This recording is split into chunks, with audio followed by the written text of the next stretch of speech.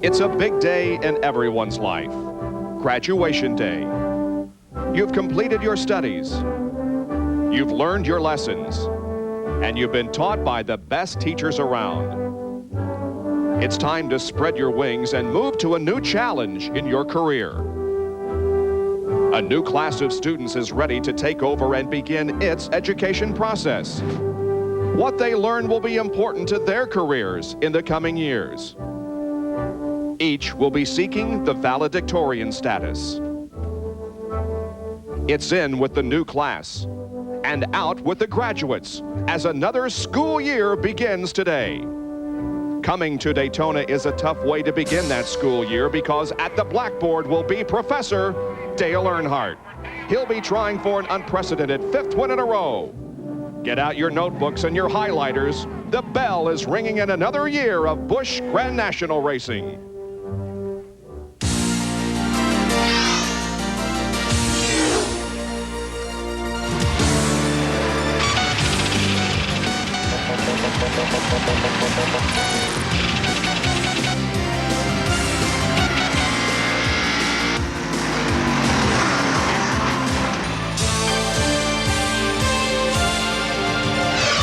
ESPN, the world's leader in motorsports coverage, welcomes you to Daytona International Speedway and the Goody's 300.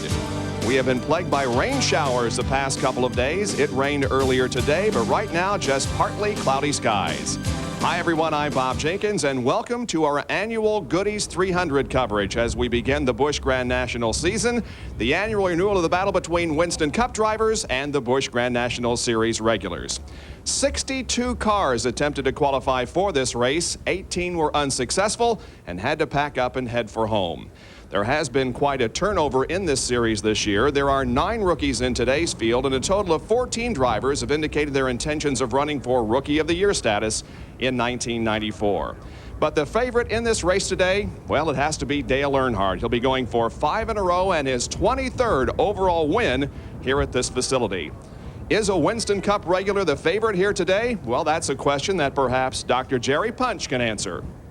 Thanks, Bob. You know, in the 12-year history of this Goody's 300 at Daytona, it has never been won by a Busch Grand National regular. 4 different winners, all Winston Cup regulars with a lot of experience. And if you look today, it doesn't look much better.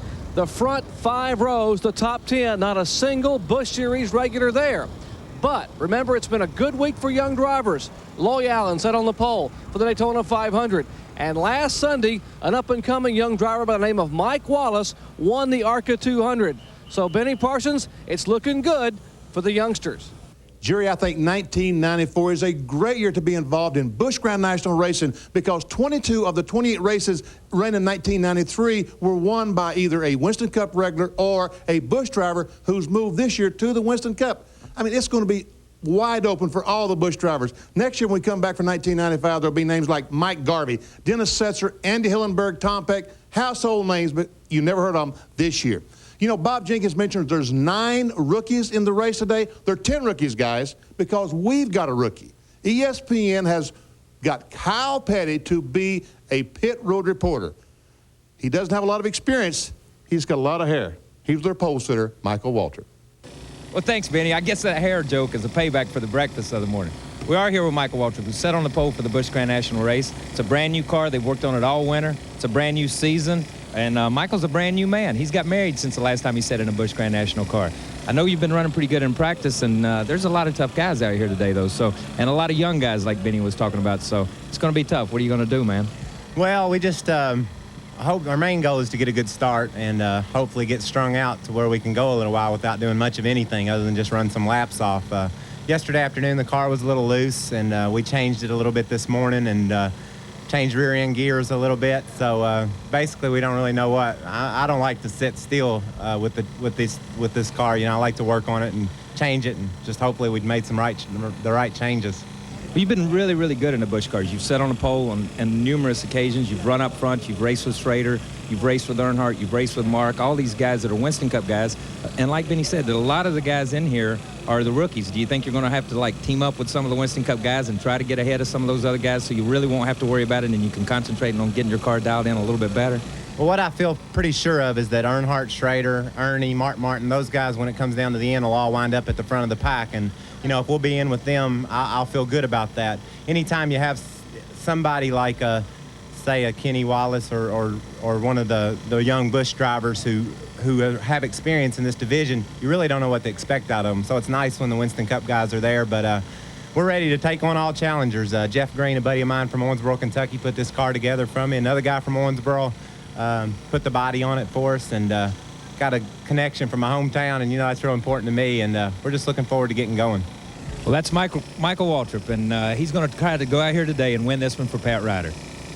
All right, Kyle, good job, and we welcome you to our coverage of Busch Grand National Racing in 1994.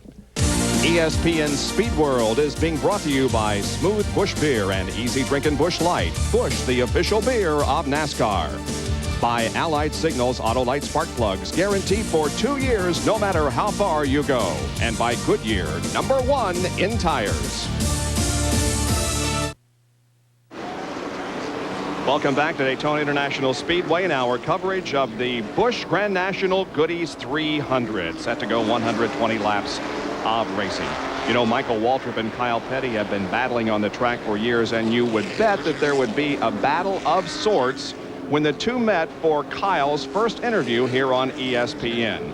This is what happened earlier today in rehearsal. Well, thanks, Benny. I guess that's a payback for the breakfast of the morning.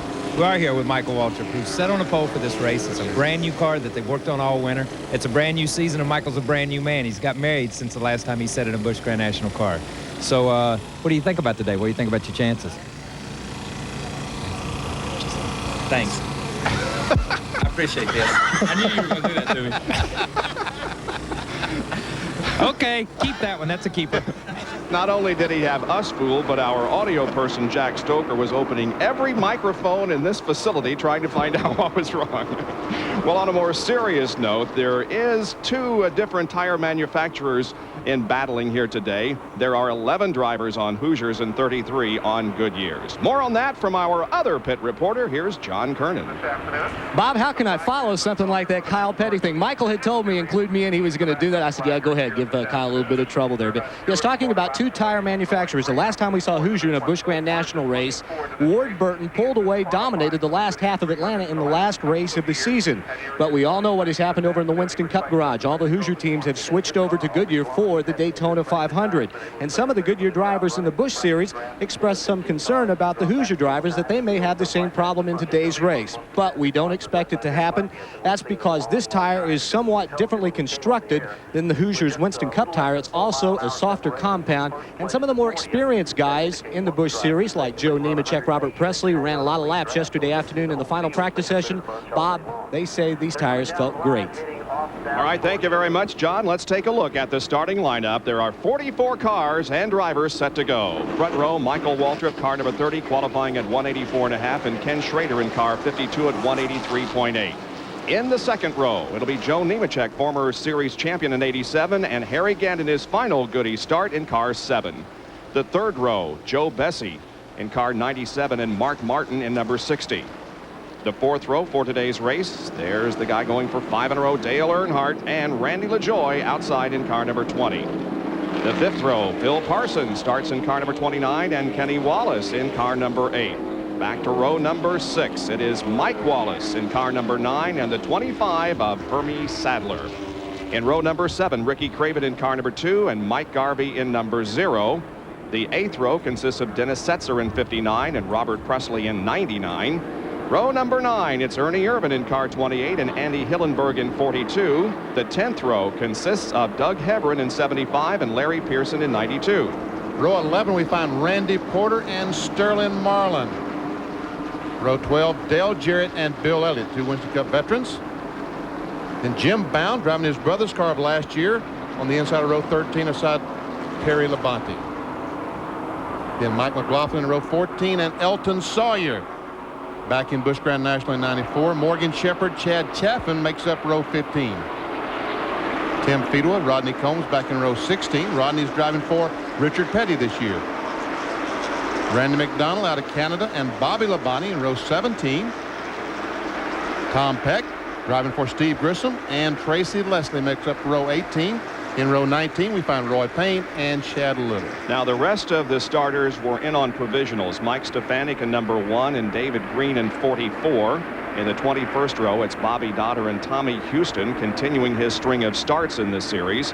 And in row number 22, it's Kirk Shelmerdine and Johnny Benson. Now, about those provisionals, let's show you exactly who makes up this field.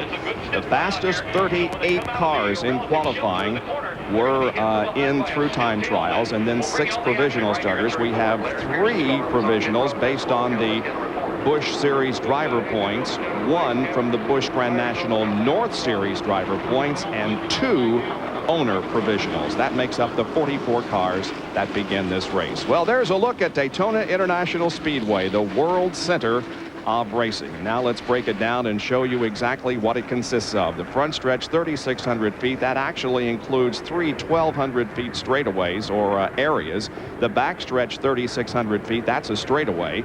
In the corners, the banking is at 31 degrees. The back straightaway is banked at 6 degrees, and through the tri-oval here, the banking is at 18 degrees.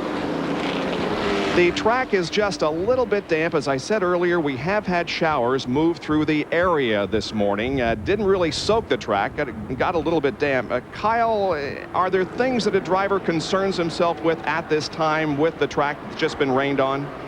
Yeah, when you're getting ready to drop the green flag on a race, you're concerned about every little speck on the racetrack. And when it's rained like it does down here, it rains off and on, it blows through. It can be raining on one end of this racetrack and not on the other end of the racetrack. So that's a major concern. You barrel off into turn 1 and you don't see anything, and all of a sudden halfway down the backstretch, your windshield starts fogging up a little bit. You know it's going to be wet when you get to 3. Any little damp spot on the racetrack can be really, really treacherous for a car and for the driver. So they're going to run some caution laps. Daytona does a tremendous job at drying this place out. The wind's blowing really strong today. So even if the racetrack is a little damp, it'll dry out really quick. Yeah, the rain shower that moved by here about 15-20 minutes ago was more like a fog that contained a little dampness. So it really didn't get the track soaking wet. It did, however, get it slightly damp. We're riding with Mark Martin, who will be carrying one of our in-car cameras in today's event, and the other in-car camera is with Sterling Marlin in car number 4. There have been some cars in and out of the pits during this caution period, or the period before we actually throw the green flag. Let's get a description from Dr. Punch. Well, Bob, 2 cars came on pit road. Mike Wallace came down to pull some tape off the grill, but the more serious car down here, Larry Pearson, has been in twice with his car number 92. Apparently they have a miss in the engine. They changed ignition boxes, did not cure it. He has gone back out, and he will try to catch it to the field as we are getting the green flag here at Daytona. Indeed, the green flag comes out for 120 laps of racing, and very quickly the inside row led by Michael Waltrip jumps out into the front. Ken Schrader, not a real good start as the cars head down into turns 1 and 2.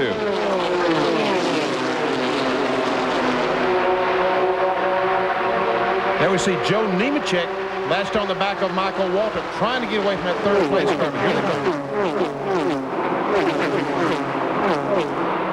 When the green flag dropped, Nemechek jumped in behind Michael Waltrip and went to second. But now we're seeing Schrader and Harry Gant move up and challenge Michael for that lead. The battle for second position. That's Harry Gant down on the inside and Schrader on the outside. Looks like Harry Gant wants to make his last run here in the Busch 300, a great one. Ian Schrader side by side as they cross the line, but Michael Waltrip is your leader of lap number 1. Inside of Mark Martin's car, right behind Kenny Schrader. That's Nemechek in the 87 car on the inside. Nemechek comes up, trying to follow Harry Gant. This is our Winn-Dixie in-car camera carried by Mark. Look how close he moves in on Kenny Schrader to get a good draft down the backstretch. Now into the 31 degrees of banking once again, and Nemechek goes slightly ahead of Mark in turn 3. And Earnhardt is right behind Nemechek, trying to get by on the inside. Michael Waltrip continues the lead. This is the 5th time that he has led a Goody's 300.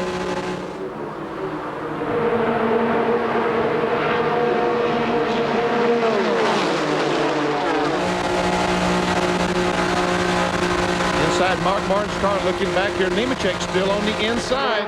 There's a little bit of moisture coming off of our camera lens, so there still may be some moisture in the air, but it's not enough to cause a caution flag at this point. There's Dale Earnhardt, who's beginning to move toward the front of the field. The yellow car there, my little brother, Phil Parsons, right behind Earnhardt. Well, that's Mac 2. That's Ernie Irvin. I'm sorry. I thought that was Phil. Boy, Ernie has moved up well here in the first few laps. Ernie started 17th. He now runs in 8th position alongside Randy LaJoie.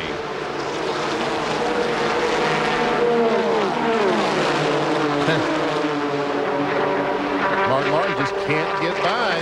Now Earnhardt's trying to go by on the inside of Mark. Randy LaJoie in the 20 car. Ernie Irvin in the yellow 28. And Kenny Wallace in the number 8 car.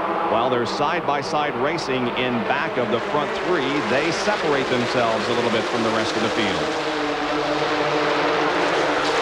Man, I tell you what, Bob, this is a great race. It always is. This is one of the best races of the entire Speed Weeks. Here's Sterling Marlin go to the inside of Phil, Benny. Yep. There we see Kenny Wallace in the black number 8, the TIC car.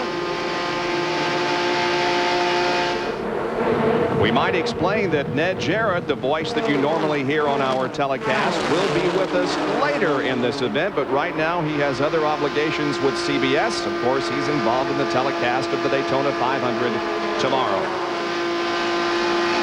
Look at the movement down the backstretch. These cars are running, folks, believe it or not, they're running about 190 miles an hour right there. The 3 car, 190, and the 28 latch right on the back. Ernie Irvin. Meanwhile, Sterling Marlin closes up, trying to close up on the back of Ernie.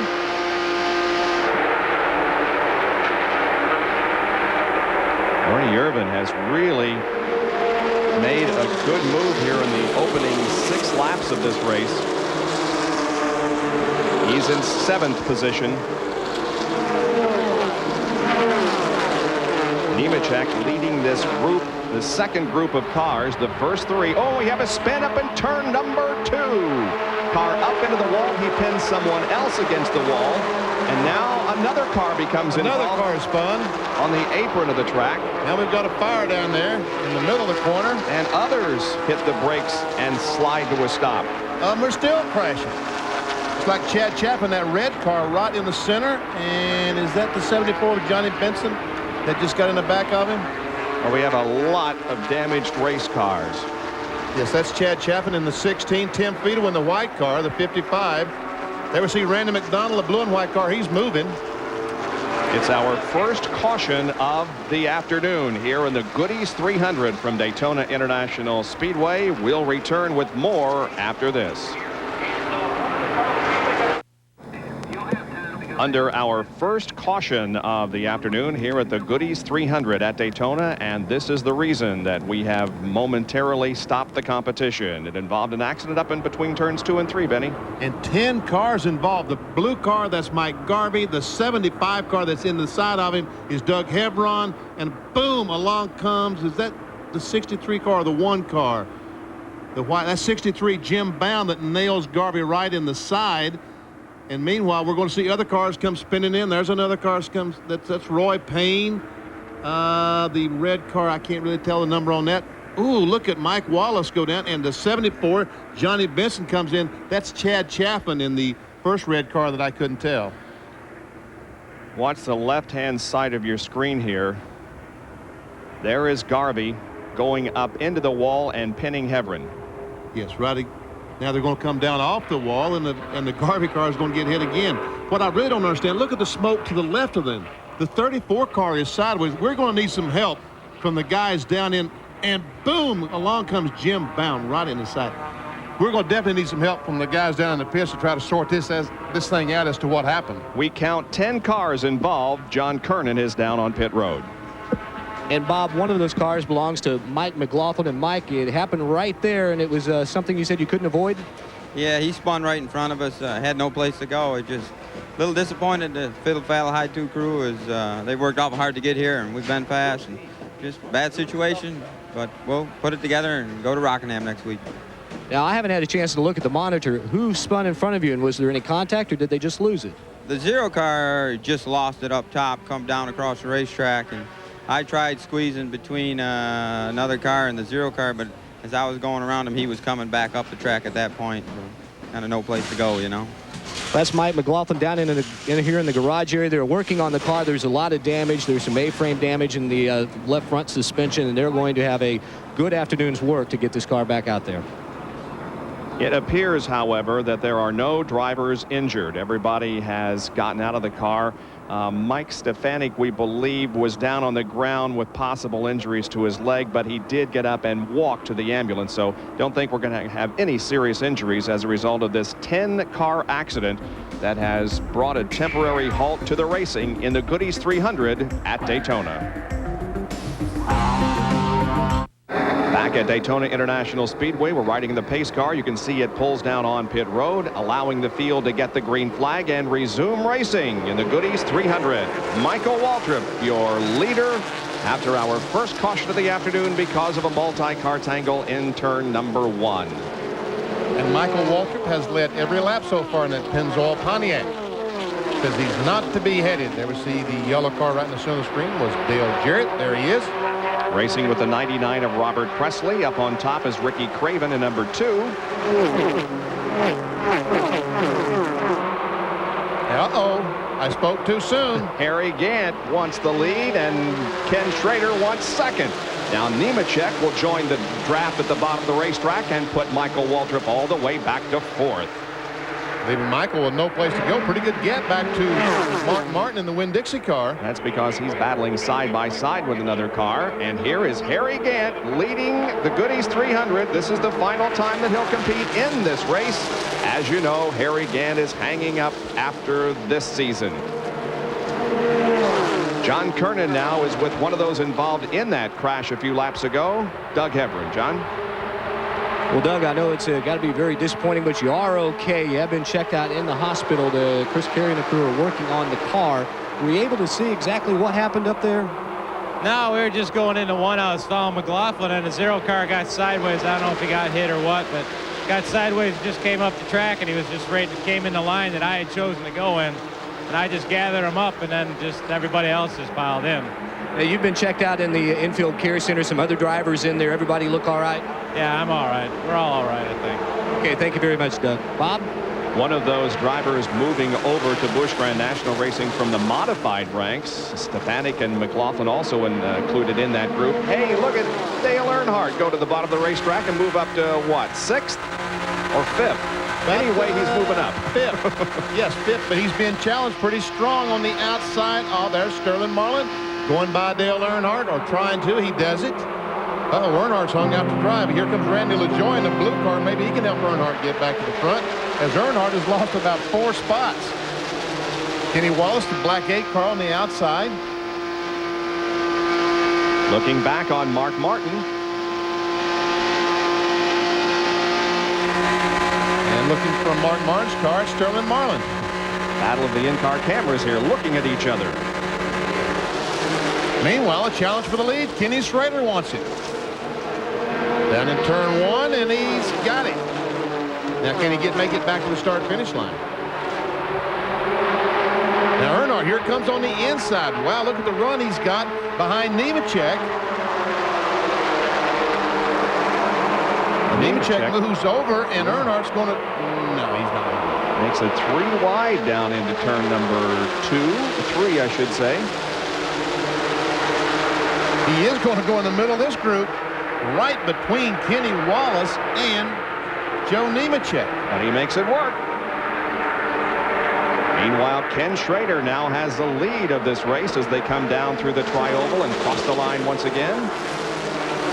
And the side-by-side battle now is with Ernie Irvin and Dale Earnhardt. Let's go down to Kyle Petty, who's with Jim Bound, another one of those drivers involved in the crash. Yeah, we're standing here with Jim Bound, who was also involved in that accident. And, you know, on the replays, talking to the guys in the booth, it seems like you had no place to go. And your car, looking at it over there, hit a ton. Did you see anything that happened? Well, yeah, I got started up in the middle of 1 and 2. The zero car and someone else got together. We tried to get the Lysol Product Chevrolet stopped, but we got down to the apron. But, by gosh, by the time we got there, they'd come back down the racetrack. hit the 0 car, and then I stopped. And then somebody else come and tried to knock the lick out of my poor Lysol Chevrolet. So it was a tough day. You know, we got it running really good, driving really good. I felt confident in it and comfortable, so I thought, heck, I'll take it to the apron. I can miss this deal, but boy, hard to miss one here. I guess you know about that. But I got to say hi to my kids back home, and I'm all right. Yeah, he's doing better now, but I tell you what, this is not the way he had for starting off the season. That's for sure, but those things happen, and Jim Bound will be back for another race.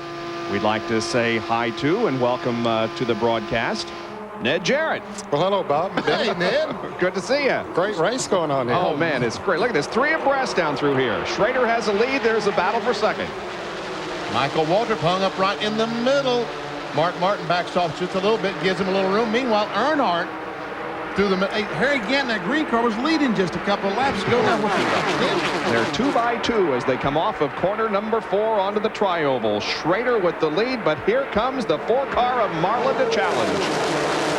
He has come from 22nd position. He has made a good run up through the field.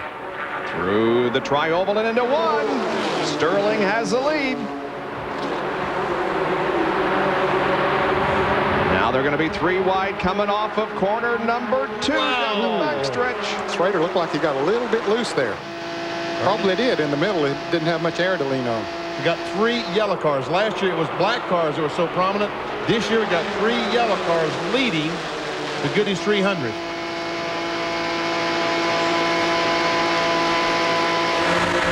There's Mark Martin looking at those 3 yellow cars. That's Ernie on the inside, and directly in front of him is the Michael Waltrip car. Waltrip goes down, tries to draft by Sterling Marlin, comes to the line, dead heat for the line. Once again, a side-by-side battle for the lead. Into 1. Marlin and Waltrip wheel to wheel.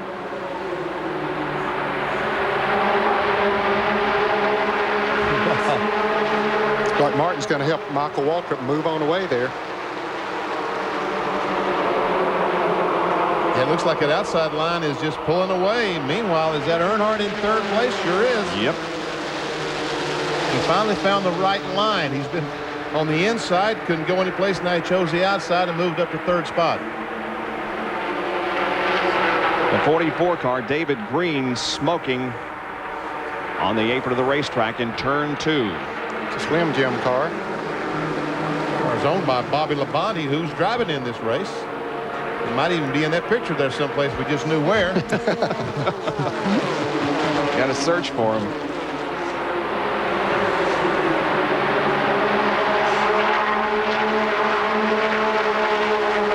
Ned, we talked about at the top of the show about these guys getting the experience, and there's 9 rookies in the race today. They can catch up real quick in a race like this, can't they? That's an education for them, no doubt about it. 21 laps completed out of 120 in the Goody's 300. Great racing here at Daytona in the Goody's 300. Michael Waltrip has the lead once again as he comes down to lead Mark Martin, Ken Schrader, and Dale Earnhardt. We'll be back with more in just a moment. Stay with us. Welcome back to the World Center of Racing, Daytona International Speedway, as Speed Weeks 94 continues with the Goody's 300. Here they come down to complete another lap. It's Michael Waltrip in the lead, then Mark Martin, Ken Schrader, Dale Earnhardt, and Sterling Marlin. We understand the 44 car of David Green broke a rod, and he's taking it behind the wall. Well, that's bad news. Breaking a connecting rod is bad news. That's down on the inside, and it just tears everything apart. You take that one out and use it as a boat anchor. Tough way to start the season off, too.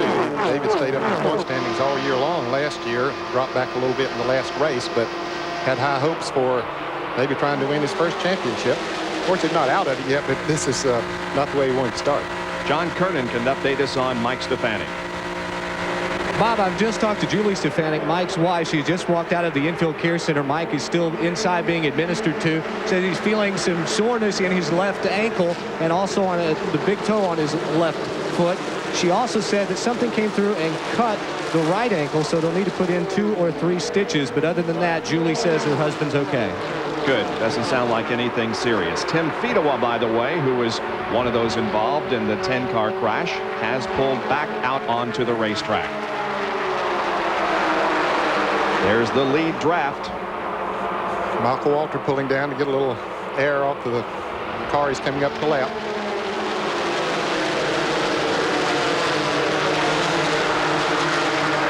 Look how fast those guys are going by. And that car's probably running 100 miles an hour.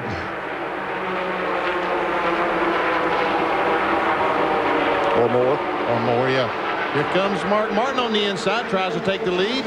He's got some help down there. Let's see if Martin can take over the lead here. There are 14 cars in this lead draft. He does go to the front. Looks like that Ken Schrader, who's drafting with him on the bottom, will go to second. Earnhardt to third. Marlin may go to fourth here. Well, he and Michael are going to battle side by side down the racetrack.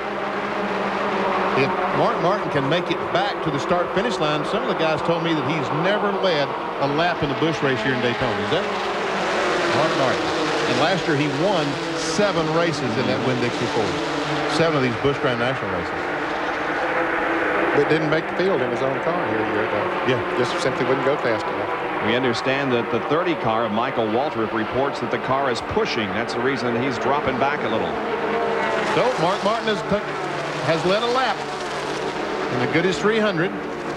Now it's a 3-car breakaway. And there is Hermie Sadler, who has come into the pits. Young driver from Virginia in the Virginia is for Lovers car.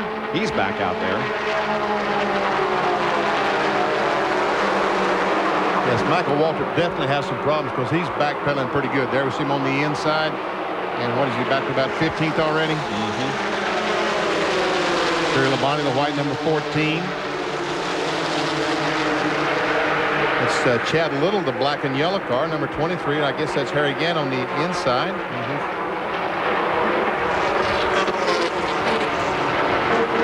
So Michael goes from running for contention for the lead way back to the end of this lead draft, which is about 14th or 15th position. And there the Bobby Labonte in that red and white car right on the inside of Michael Waltrip. The Dentine car, that's Bobby Labonte.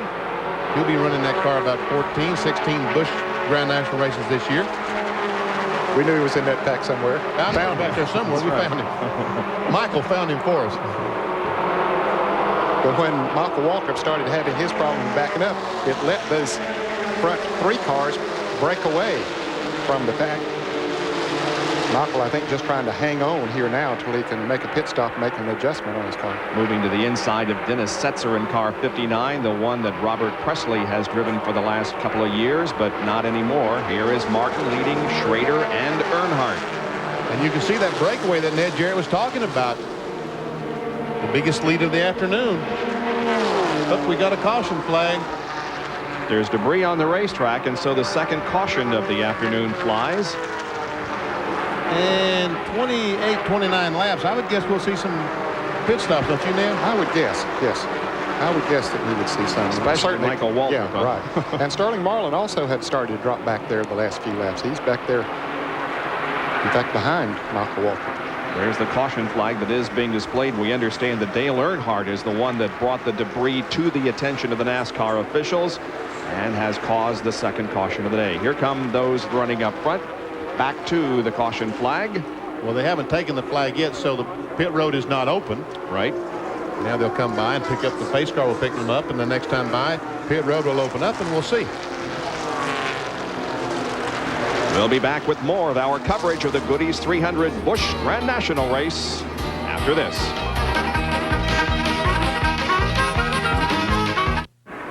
Back at Daytona International Speedway and the Busch Grand National Goodies 300. Today's overhead shots courtesy of the Goodyear blimp Stars and Stripes from Pompano Beach, Florida. At the controls, Captain Richard Daniels from Burbank, California. A long parade of cars down pit road. Just about everybody is heading in for some service during this second caution flag. We have completed 30 laps of this event. Mark Martin, who's the leader of the race, is in. So is Ken Schrader and Dale Earnhardt. Why don't you just name the field? It'd be easier to tell them who's not in the race. Let's go to John Kernan down on pit road. Well, Michael Waltrip was in. We told you he's having a problem with the car pushing. They will change all 4 tires. They're also going to make a spoiler adjustment. I just saw Sterling Marlin in. You'd mentioned he was running well. They have also made a chassis adjustment in the left rear as Mark Martin heads down pit road. Left side's going on for Michael Waltrip as they're sitting. He's full of gas. On go the final lug nuts. Michael kills the car as he starts to go. Finally gets it refired and heads down pit road.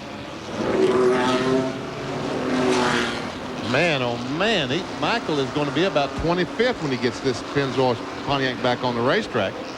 Yeah, he lost a significant amount of track positions there. Meanwhile, the first car out of pit road was Mark Martin, wasn't it, Dan? I think so. Harry Gant remains on pit road as they're still working on the left side of that car. Now they've got it down, but Harry can't go. The car is stalled. Phil Parsons is also still in the pits. Gant's car just sitting there. Now it's rolling. He started up and seemed to drive away. Tracy Leslie sat in there in the Detroit Gasket automobile. 35 car Randy Porter also among the last to Look at the water pit coming. road. Was that gasoline or water coming out of the back of Harris' car? I guess that was gasoline coming out the back. He spilled just a little bit during a pit stop. Mannheim Auctions, the sponsor on Harris' car this year. All right, so some pit stops have been completed. Before we get the green flag, we'll take another break and be right back at Daytona.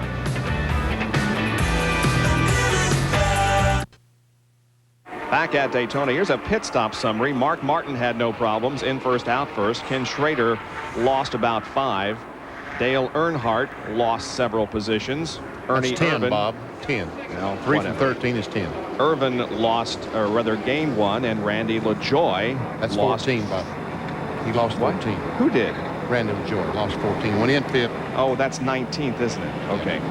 Michael Waltrip was a big loser during those series of pit stops. He, of course, was having a pushing problem, and really the caution was a benefit to him, but he did lose some track position. Lost a lot of track position, but he had to fix the car.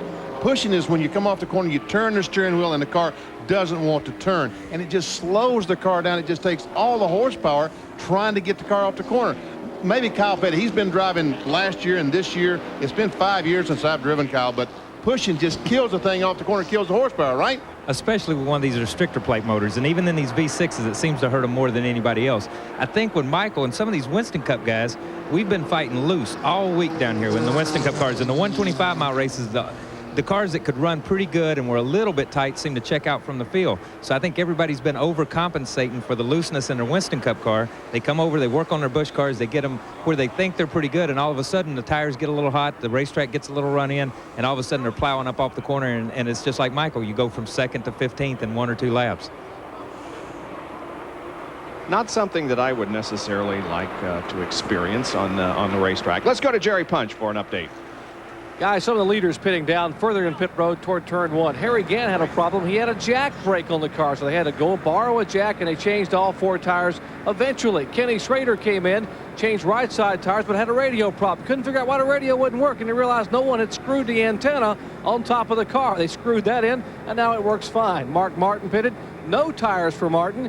Gas only. Remember, these guys can make it on one more stop around lap 80, but problems for Tracy Leslie in the car number 72. He has only 4th gear. That is hung in 4th gear, and that's as far as he can go right now, and pit stops are going to be a problem for him. Let's check in for John Kernan. Jerry Sterling Marlin took a couple of rounds of wedge in the left rear. The car was loose after they changed the tires as Mark Martin, Bill Elliott, and Ernie Irvin lead them down to the green flag. They brought the tires in, checked the pressures, and the right front on Marlin's car was in an equalized situation. So that they may have gone too far in that left rear, couldn't they, Benny, if that right front tire was causing that problem? Yes, they could have. Is that Dale Earnhardt on the bottom that's having so much trouble getting up to speed? We'll have to check back and see.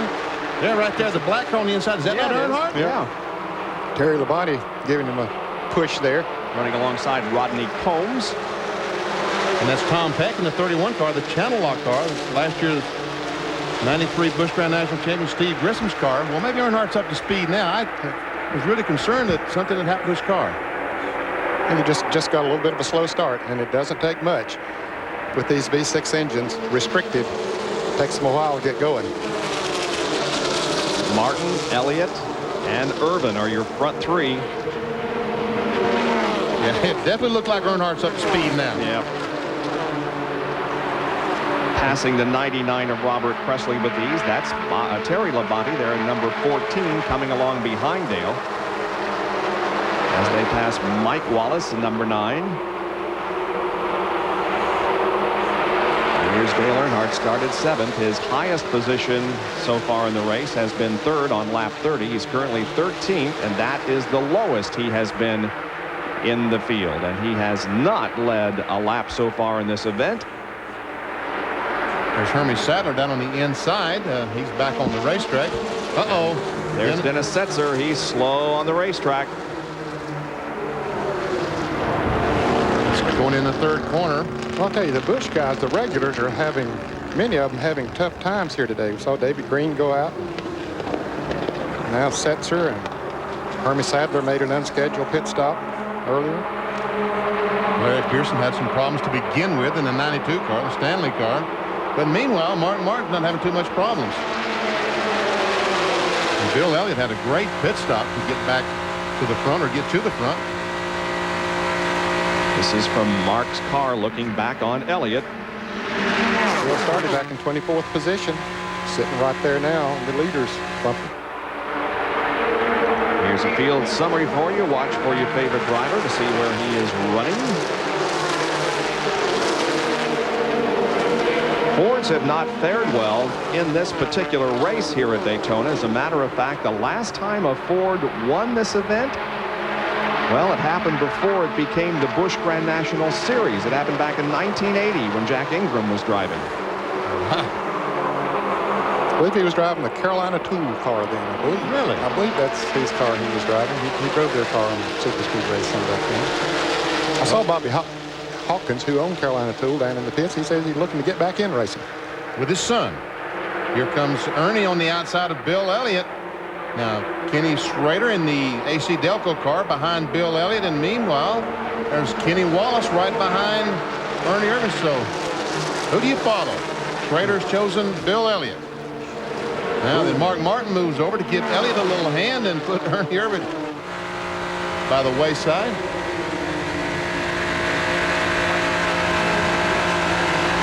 Well, we saw Dennis Setzer having a problem a minute ago. Let's go to the pits and find out what happened. Well, Ned, Dennis pulled it in. Moments before he got in, I asked his crew chief, Ricky Pearson, what he thought the problem might be. Ricky just shook his head. They brought the car in. They shut the engine off. Before they shut it off, it sounded as if it was running on only about 4 cylinders. So they have pushed it behind the fence, and they are going to go to work on the car right now. In fact, Ricky and the crew are looking at it now. We'll hopefully be able to talk to Dennis in a minute. Let's go down pit road to Dr. Jerry Punch. John, as we're watching the car number 60, the Winn-Dixie car, Mark Martin now running behind Bill Elliott. Talking about Martin's incredible string in Busch Grand National Racing. Last year he ran 14 races. Of the 14 he ran, he had 5 times he was involved in a crash, 2 he had mechanical failures, and 7 times he managed to finish. Every race he finished, he won. But incredibly, he has never done well here at Daytona, as you mentioned early. Until about 15 minutes ago, he had never led a lap here in a Busch Grand National race. In fact, the past 2 years in a row, he hasn't even made the field. So this is quite a change for Mark Martin and the Winn-Dixie team. He's in second place at the moment as Bill Elliott has assumed command of this event. And I think we need to really draw attention to the fact that the 28 car, the Mack Tools car that Ernie Irvin is driving, is a Ford. We've always associated him with General Motors cars in the Busch Grand National. That is a Ford. There's the serial on Bill Elliott. Lap number 17, he was 8th, back to 11th, and back to 12th. Beginning his movement forward by the 29th lap, he was 6th. And on the 39th circuit, he comes into the lead. Tell you what, it looks like he's pretty racy, too. Sure does. Here comes Earnhardt way down on the inside, trying to take over that 4th spot from Schrader. Labonte has been following Earnhardt all the way through the pack from about 20th spot. He once again chooses Earnhardt. Ernie Irvin just went by Schrader coming off of turn 2. Now Earnhardt trying to move around him.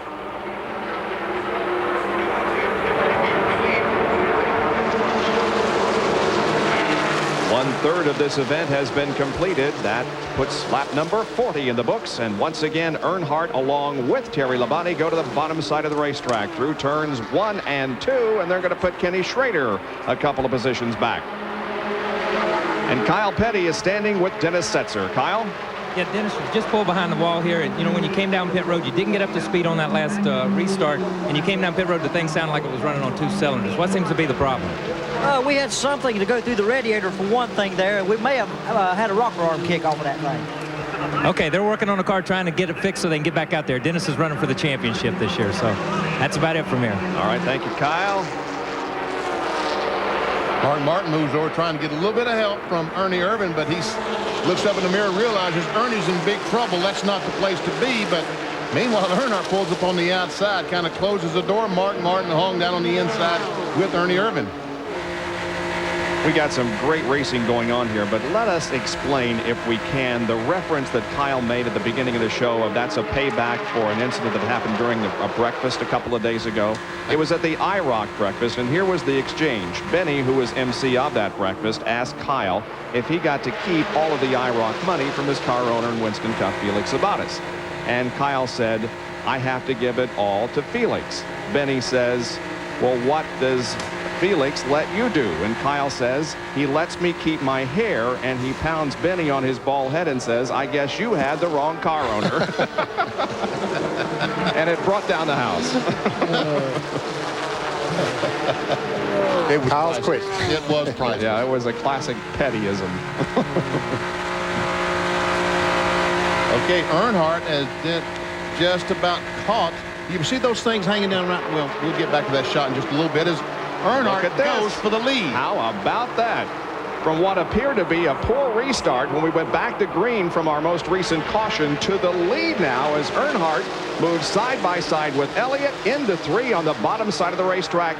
Dale Earnhardt comes to the front. Now let's see what Terry Labonte can do with Bill Elliott.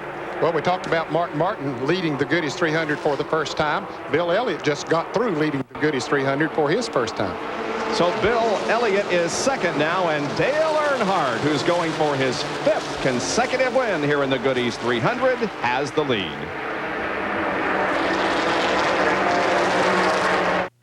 ESPN Speed World coverage of the Busch Grand National Goody's 300 from Daytona International Speedway. It is Dale Earnhardt who leads this event with Bill Elliott running in 2nd position. In 3rd is Terry Labonte. 4th is Mark Martin, then Ken Schrader and Ernie Irvan. Riding along with Mark Martin.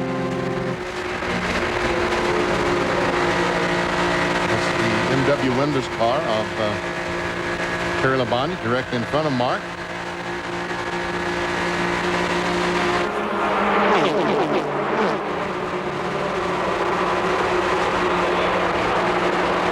Now, I was going to tell you just a little bit ago, Bob, when you look out the rear window, see that thing dangling in the back of Mark Martin's car? Yep. That's the strap that holds the the roof flaps.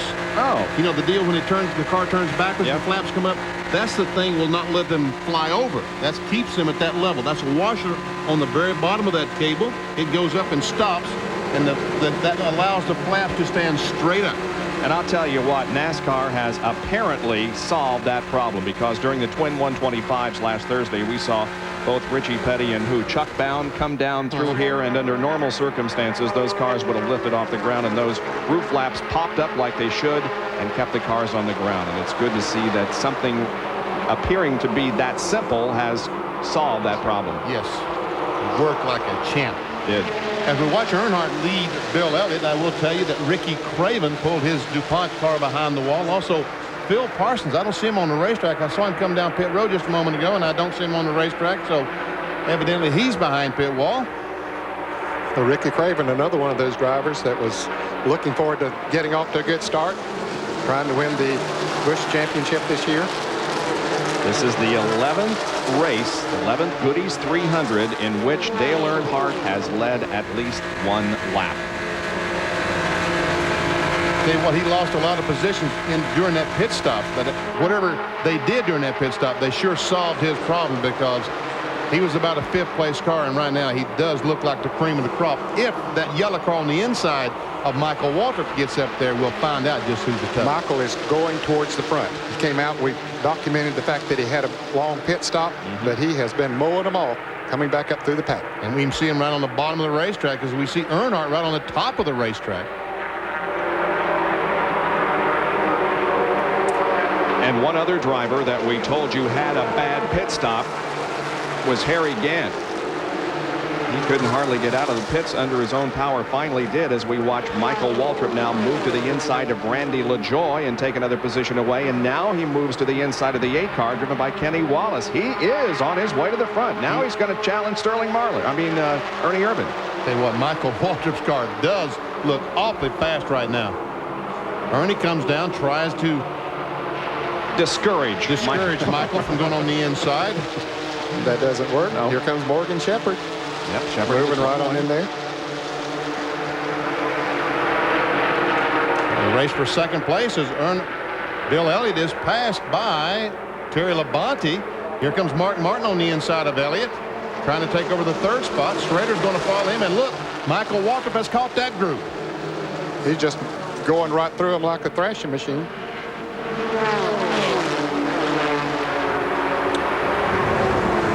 Where is Phil Parsons? Benny asks. Unfortunately, he's with Dr. Punch. Exactly, guys. I found Phil Parsons, and Phil's having the wind blow some hair in his eyes. Never happened to your brother when I interviewed him. Phil, what happened today? You had a good run going. Yeah, we did, Jerry. Something happened to the distributor. I don't know if the rotor button broke and it broke the distributor cap. I was going through 3 and 4, and the thing just shut off. We got behind on that caution. We was a little bit loose to start with, got behind on the caution. We put a rubber in the right front, and Harry and I got hooked up, and it looked like we were in pretty good shape. The car was feeling better, and I think we're headed for a good run, but the thing just shut off. Spoke with your car owner, Marcia Parsons, said you guys had a really good week. The car running really well. Very optimistic about 94. Well, we really are. We've got some real good people that help us. Cliff's the only full-time guy I got, but we've got a bunch of guys that help, that have other jobs, and we got a great sponsor in Matchbox and White Rose Collectibles, and I think we'll be back at Atlanta, be pretty strong. Phil Parsons out of it here at Daytona. Let's check in with John Kernet. You know, Jerry, all week long, Ricky Craven, he's talked to people about how good his car was running. He really thought he had a great shot today, but Ricky, when you pulled down pit road, sounded like something wrong in the engine compartment. Yeah, I thought we had a shot. The DuPont Chevrolet had been good all week, but we lost the alternator on that restart. Car picked up a skip, and I think the belt might have come off and got caught up in the oil pump belt. I'm only speculating, but it's unfortunate for everybody. DuPont Chevrolet, but we'll be back. That's Ricky Craven, Bob. They'll be back at Rockingham. All right, thank you, John. A little humor there from the doctor, Benny, on the hair on the Parsons family, huh? Yeah, I like that. I noticed it. Everybody's going to give you a tough time this year. And while all that was going on, I'm sure the fans saw that yellow car just go right on through that pack and take the lead. That's Michael Waltrip. Tell you what, I think that just told the rest of the crews that they better pay attention to make some adjustments like Michael Waltrip did, because his car, whatever they did on it, is just so strong. The 21 car of Morgan Shepherd is running right in the middle of this lead group. Looks like him right on the inside. Yes, it is. He started of Terry Labonte. Yeah, he started 29th. He's riding up with the leaders. That's Randy LaJoie in the 20 car beside him. 12 cars in this lead draft. We started talking about Morgan. He got hung on the inside and all going by on the outside. Sorry, Morgan.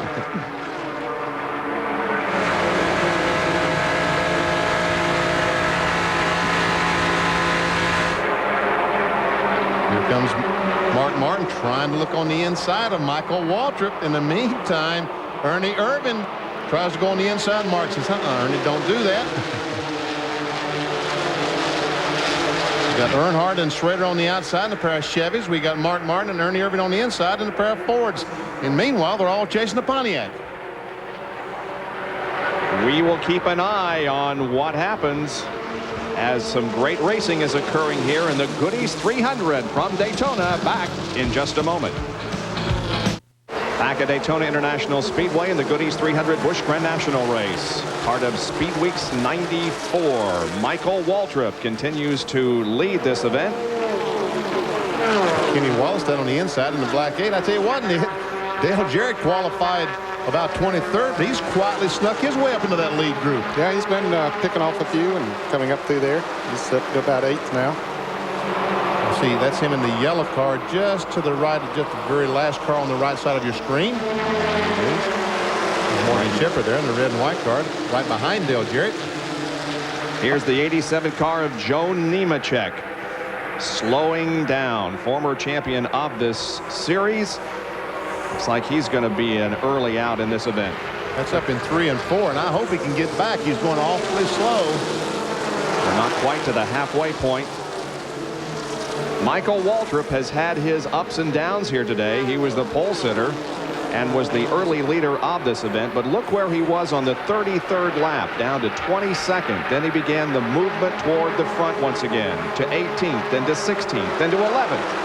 On the 53rd lap, Michael Waltrip is our leader once again, ahead of Mark Martin, Ken Schrader, and Terry Labonte and others. Now Labonte. That's Earnhardt in the three. Oh, I'm sorry. Dale Earnhardt. Okay. Earnhardt is losing second position now, isn't he? Well, he's been contested for that position. He hasn't lost it yet as Mark Martin pulls up behind Earnhardt. And let's see. Terry Labonte had a notion to try to go between them, but said there's not quite that much room in there. It's about a dead heat that time for the position. Meanwhile, Randy LaJoie doing a great job. That blue car right behind all him, the Fina Lube car, Randy LaJoie. Yeah, he's found him a groove up on the outside and has just moved around several cars in the last 2 or 3 laps. Now Schrader will challenge Waltrip for the lead. Wow, where did that come from?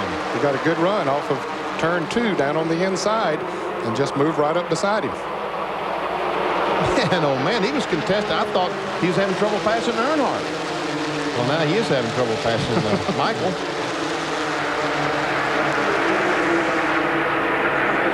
It looks like that the guys are having trouble running the bottom of 3 and 4, but they're going great on the bottom in 1 and 2. And that's really a characteristic of this racetrack. You run well at top in 3 and 4 and good on the bottom down in 1 and 2. Characteristic. There, I said it. I wasn't going to correct. Looks like Schrader's car bottomed out there in that turn 2 area. Might have got the left wheel down on the flat just a little bit. Wow, look at Martin right in on the back bumper of Earnhardt. And watch him move right on by Schrader as they hook up on the outside. Now Earnhardt goes to the inside of Michael Waltrip. And gets the lead again. Well, that's the first time that Earnhardt has run the bottom down in 3 and 4. He does it to take the lead. Well, he's unpredictable, that Earnhardt, isn't he? Now it's Earnhardt, Martin, Waltrip, LaJoie, and Schrader. Randy LaJoie with a good run there in that 4th car back, the Fina Lube car, number 20. He is having a great run.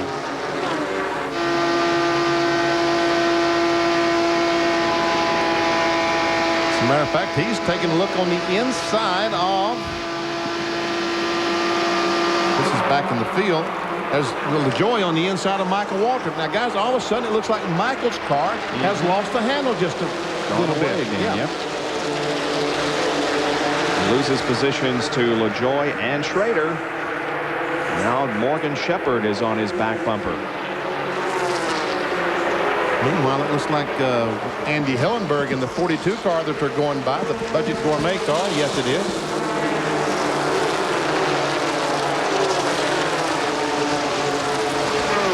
Oh, they're saying that now he's loose. He was pushing the last time. They adjusted and evidently went a little bit too far. Now Michael has complained to the crew that he's loose. Now, we mentioned, John Kernan told us about the Hoosiers and the Goodyears in this event. At this point, near the halfway mark, the highest running Hoosier tire, 17th position. That would be the 99 of Robert Presley.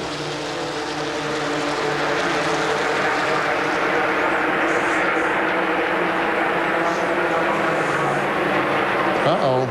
I just got a report that maybe Ernie Irvin's rearview mirror has fallen off. Oh. Now, how would you like, folks, to be behind somebody that doesn't have a rearview mirror running 200 miles an hour? What, do you have to turn around and see who's behind you every lap? Would you do that? Jeff Gordon told me the other night that back when I drove, they had bench seats. You could do that. I heard that. That was great. Mark Martin now looks to the inside of Earnhardt. And Randy LaJoy. Joy. He is strong. Wow. That car is very strong. He's going to try to push Martin on by. But here comes Schrader down on the inside. He foiled that little deal by LaJoy. Picked up some positions himself. Talking about Ken Schrader. He's going to move into second, it looks like. And Mark Martin goes to the front again. So meanwhile, Michael Waltrip comes back on the inside.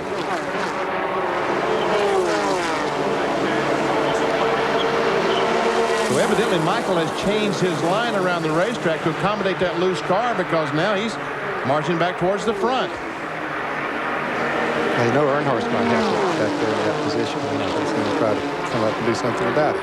Can he?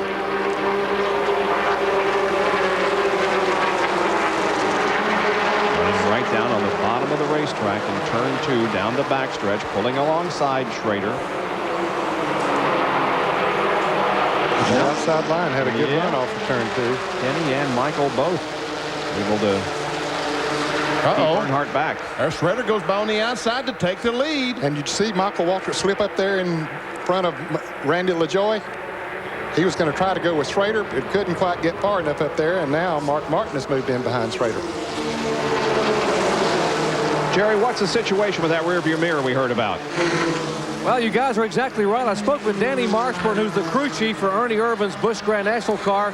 Ernie looked up, said the mirror just snapped off and fell down in the car. Now, he cannot see it all behind him, so now he really has to rely on his spotter. His spotter basically has to be his eyes or his rearview mirror.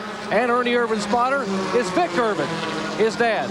As we are here in the just past approaching the halfway point here at Daytona International Speedway. 120 laps comprise the Goody's 300. Back with more after this. Back at Daytona, the battle continues up front. Just some tremendous racing here in the Goody's 300. Ken Schrader continues to lead, and Harry Gant is in the pits. Yep. In fact, he is going behind the wall and calling it a day, it appears, at least for the moment. Harry Gant. I would guess that Harry would leave it behind the wall because he's not racing for the championship in Busch Grand National, so there's no point in keeping up those points. 3 wide racing down the backstretch once again. Terry Labonte on the inside, going around Earnhardt, and it was Morgan Shepherd to the outside. Now Earnhardt has fallen from the lead back to the 7th spot. Gary Punch, what's happening with Earnhardt? Spoke with Tony Uri a minute ago, the crew chief here on Dale's Busch Grand National car, and Dale had radioed and said that the car was very loose. We got to be real careful we don't pinch the car on the bottom of the racetrack. That's what Dale said. But then the next lap by, Dale goes down on the bottom of the track in turns 3 and 4 and takes the lead, and now tries to work his car down on the bottom of the racetrack. So Dale says it's loose, but apparently he's living with it right now until they get their next pit stop somewhere around lap 80. And we are in lap 63 right now, so we are just past the halfway mark. There is Kirk Shelmerdine in car number 19. He, of course, the former crew chief for Dale Earnhardt. Spent many years in the Winston Cup ranks as a crew chief. Now, how about that? He's coming up on the lead draft. He is. He's picked up that lead draft and coming right up on him. Ned 17th. Well, I am really impressed, Kirk. That is terrific. Wouldn't it be great if he could catch his former boss or driver, Dale Earnhardt, and draft on him? Say, okay, Dale, now you've told me all about this. Let me just see it in person. Kirk ran, of course, extremely well in the ARCA race that we televised from here a week ago. And we talked then about how this guy is indeed a racer. Earnhardt takes over that 5th spot from Michael Waltrip. Meanwhile, it's Schrader, Mark Martin, Terry Labonte, Randy LaJoy. And Kyle is with Harry Gant. Kyle? But I'm here with my motorcycle buddy, Harry Gant. We rode across the country last year, but you ran really good at the beginning of the race. You run up there in the front, you led the race, you diced it out. Then you had a jack brake on that pit stop, and it got you caught in the back, and you never got caught up. What ended up happening? Oh, the car was the Mannheim auction Chevrolet here. Boy, it really ran super on the start, but I got a smell of some bearings, oil hot, going out early. And, you know, I tried to dice around and drop back and try to get a little more air before that caution came out. And when the caution came out, the jack broke and we got behind, and it just seemed like it wasn't going like it ought to. And they started calling my times out, and it was progressively getting slower, and it knocked the bearing out. Well, that's it from Harry. I'll tell you what, it's going to give him a little bit more time to ride his motorcycle this afternoon anyhow. You know, we talked about the Grand National guys and how they have not ever won this race since it's been a Busch Grand National Series, and the only Busch Grand National regular in the top 20, the top 10 right now, is Randy LaJoie. There's Shelberdine again. He seemed to have caught that group. That's Rodney Combs right directly in front of him, driving the King's car. Richard Petty, the French's mustard car, going to campaign the entire circuit this year in the Busch Series. John Kernan has a report on Kirk Shelberdine. Well, you know, Bob, talking with Kirk Shelberdine and his crew, this is the team that Tom Peck drove for last year and years before. Kirk is coming in. Not only, you mentioned he's a professional driver, he's also a crew chief. He can help that team in setting up the car. This morning, they decided to go with a little bit softer spring in the right front of the car. They also put a full rubber in that spring so they could pull it out. Kirk's idea. I asked Butch Enders, the crew chief on that team, exactly how good it was to be working with someone with Kirk who could also drive a car and knew how to set one up. He says, oh boy, it makes my job really easy. All he's got to do is make the hotel reservations now and they'll be all set. Well, the first 8 cars have broken away a little bit now. Sterling Marlin running in 9th place, a little bit behind the front 8 there. You can see a gap back to his yellow car.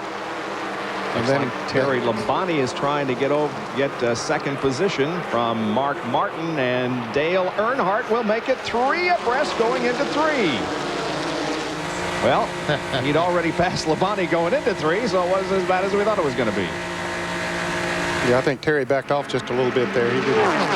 We don't need to have that kind of a scramble here at this point of the race. And Earnhardt has moved up to the 3rd spot. Behind Mark Martin and Ken Schrader. See Ernie Irvin and Michael up on the inside, and LaJoie pulls up on the back bumper of Earnhardt. Now we see Sterling Marlin has caught that pack back, so now there are 9 cars in the lead draft. Well, there's a little bit of separation between the first 4 and the rest. They've separated here just the last couple of laps. Yeah. I think those guys will get in line. They'll be able to catch that lead group, but no one wants to get in line. And you're not going to get in front of me, he said. This is from Sterling Marlin's car. That's Morgan Shepherd on the right. And up ahead is Terry Labonte.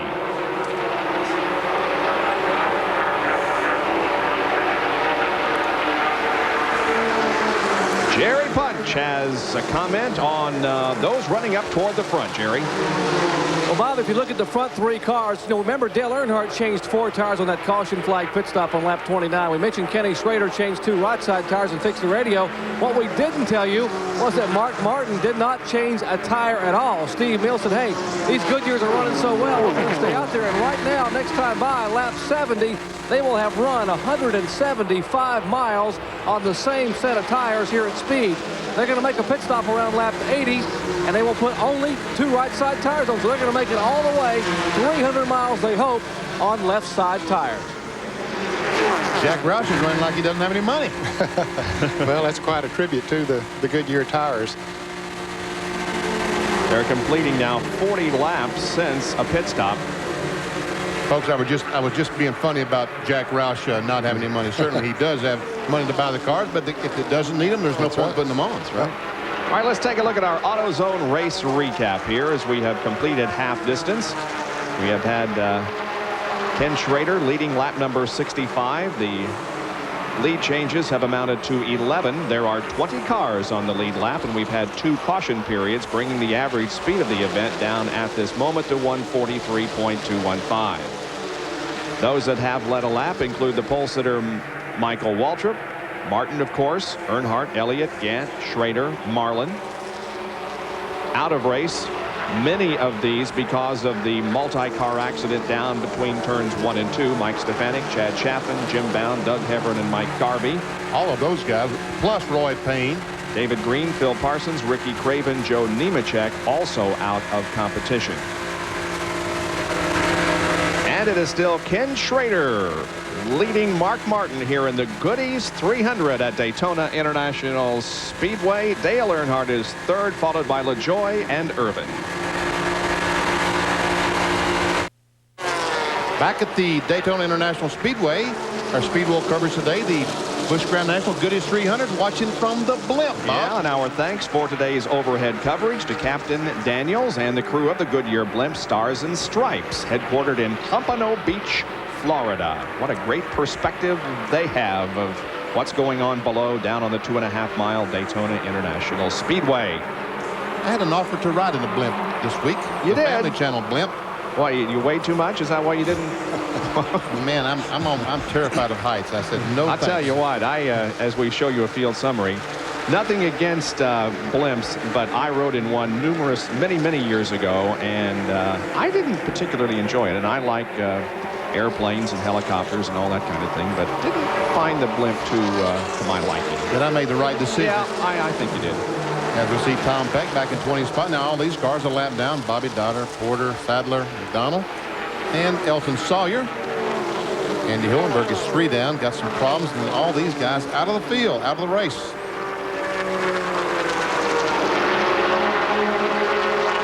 Some of these drivers here, Benson and Fedewa and McLaughlin and Setzer, were all involved in that crash, but have been able to get back out on the track and at least complete a few more laps. Here comes Mark Martin, takes a look. And so did Earnhardt, but Schrader came down, closed the door, and Mark looked like he had to get on the brakes a little bit the way the car wiggled. Now there are 11 cars in the draft. The 12th place car of Kenny Wallace is back about 100 feet or so. There's the 11 cars that Ned Jarrett was talking about.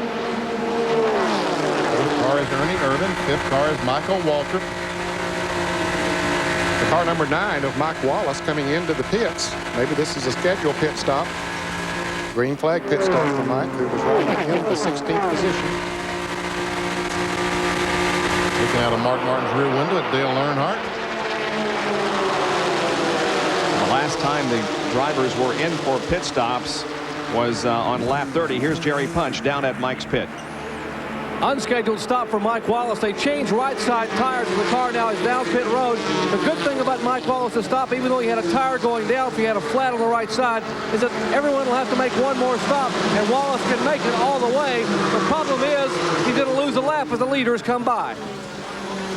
Yeah, he got out in front of the leaders, but their speed is much higher than his, and they will go by as he comes off turn 2. There he is down on the inside, and there goes Schrader by on the outside. With the restrictor plate, it takes quite a while to get these cars up to speed, and so he does lose a lap, although he did get out in front of the leaders off of pit road. Look at there. Earnhardt is about a bus length or truck length behind Mark Martin. Bit of a 2-car breakaway at the moment between Schrader and Martin, but Earnhardt isn't very far behind. There's Ernie Irvin and Michael Waltrip. Then LaJoie. We'll continue with our coverage of the Goodies 300 Busch Grand National race after these messages. Welcome back to Daytona as the racing continues. Only 2 caution flags so far today. The fewest cautions, 3 in 1984. We hope we can set a new record here today, and we do anticipate some pit stops here very shortly. There is Dale Earnhardt moving to the low side of Mark Martin, trying to take over second position. That's Ken Schrader out in the lead. Ernie Irvin and Michael Waltrip are right behind Earnhardt as they come off of corner number 4 and down through the tri-oval. And they've all ganged up on Martin. Martin looks like they're going to send him back to about 11th spot unless he can get in someplace. Morgan Shepherd peeled off and went into the pits in his cheerline car. So he was in that lead draft. He comes in for a scheduled pit stop. There is Morgan Shepherd. He was running in 8th place. Change of right side tires. Cleaned the windshield and be sure to get it full of fuel. There's the Wood brothers, his Winston Cup crew, changing the tires. Well, we're going to see a lot of pit stop activity here in the next few moments. Jerry, what's the strategy being thought about down there?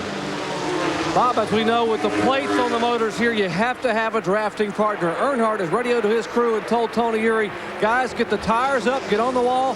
When Schrader makes a move, we're all going to follow him. Everyone's going to come at one time.